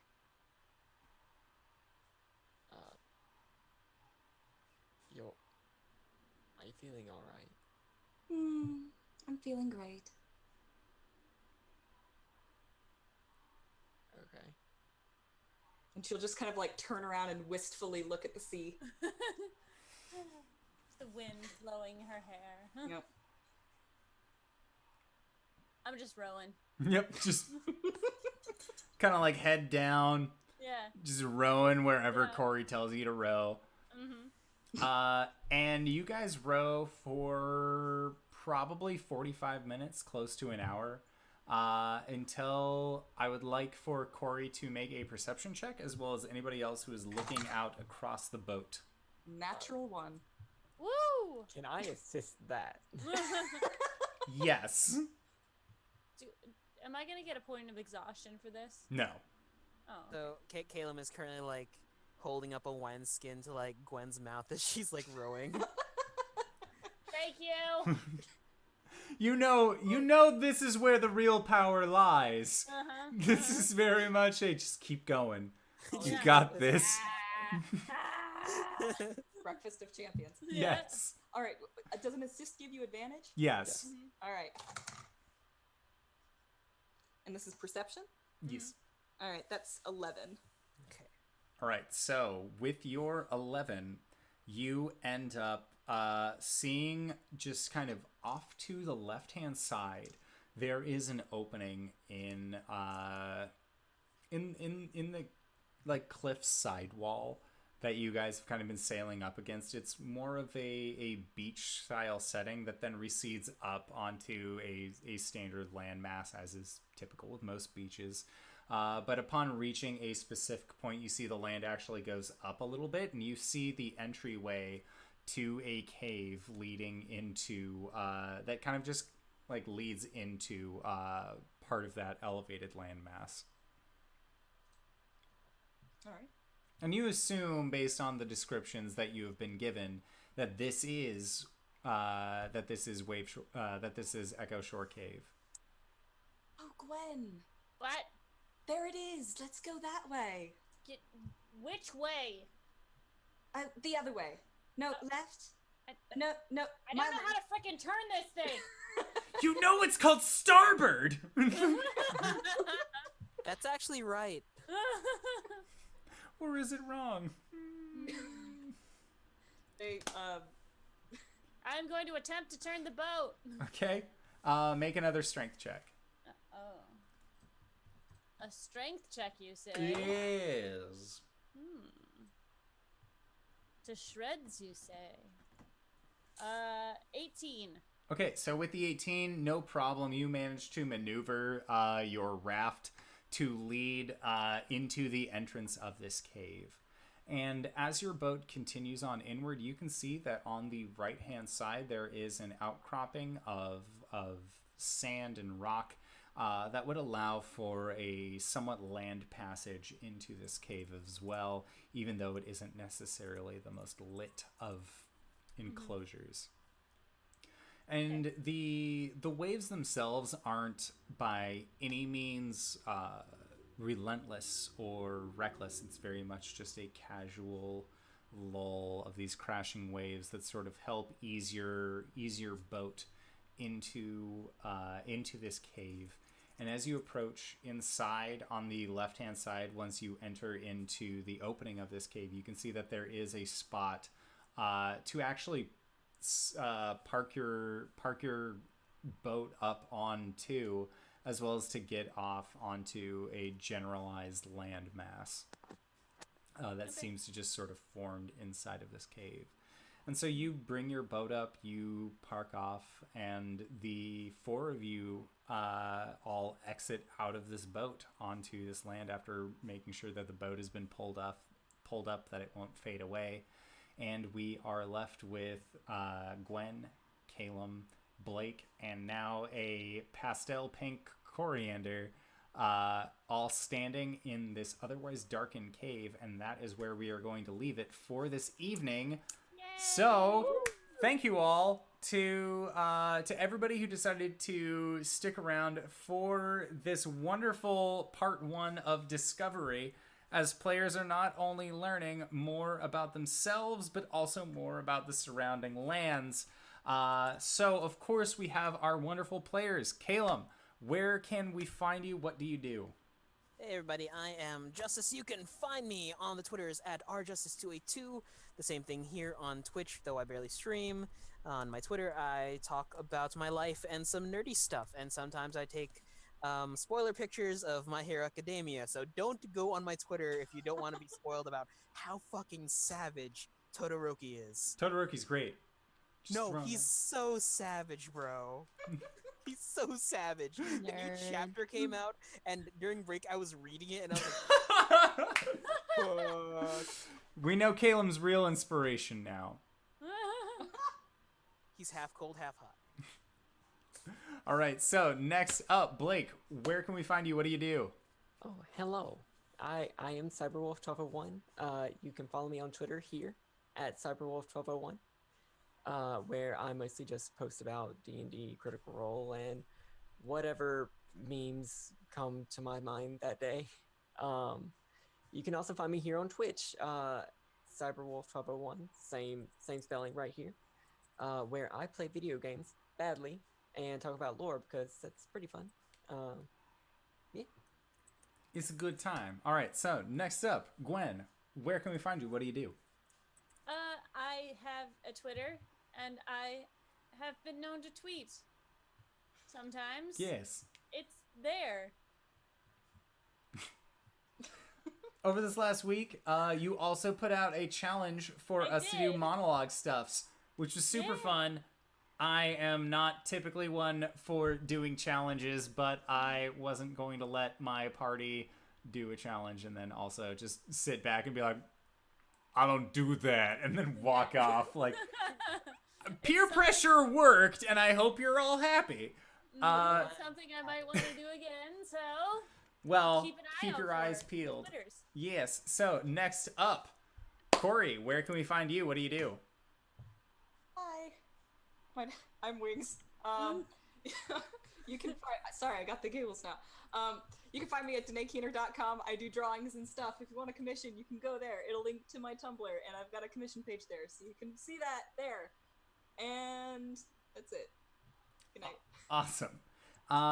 And last but not least, I am the Indoor Adventurer. Welcome to my channel, or I guess goodbye from my channel, because this is close to the end of the day. But if you like what you saw here, come back next week. We are going to be continuing this adventure until I get these cats to level 20, because that is what I want to do personally. And I owe it. I feel like I owe it to these amazing role players to actually have them experience a high level campaign, and I would love to be at the helm of that. On Wednesdays, I do a show called High Concept. If you would like to come by and check that out, where I play video games for roughly an hour and a half. And then at the end, I make a character for D&D based off of that character. And then on Saturdays, I have Neverwinter Night Times, where I was originally going to call it Neverwinter Nights. But then I realized I couldn't get a joke based off of that in a textual medium. So instead, Neverwinter Night Times on Saturdays, where I'm just going to be playing the Neverwinter MMO for whatever it's worth. On Saturdays for several hours. It's fun. It's good. It's bad. It's an experience. Come on by and check it out. And hey, you can also play with me and my buddy Nolan, because that's what we do on Saturdays. But that is my schedule for the week. Again, check out these absolutely fantastic role players. All of their Twitter handles are in the description, and I will make sure to include all of their information in the Twitch VODs and stuff. But until next week for these cats, and next Wednesday for me, we will see you guys later. All right. Bye, everybody. Next Monday. Next Monday. Next Monday.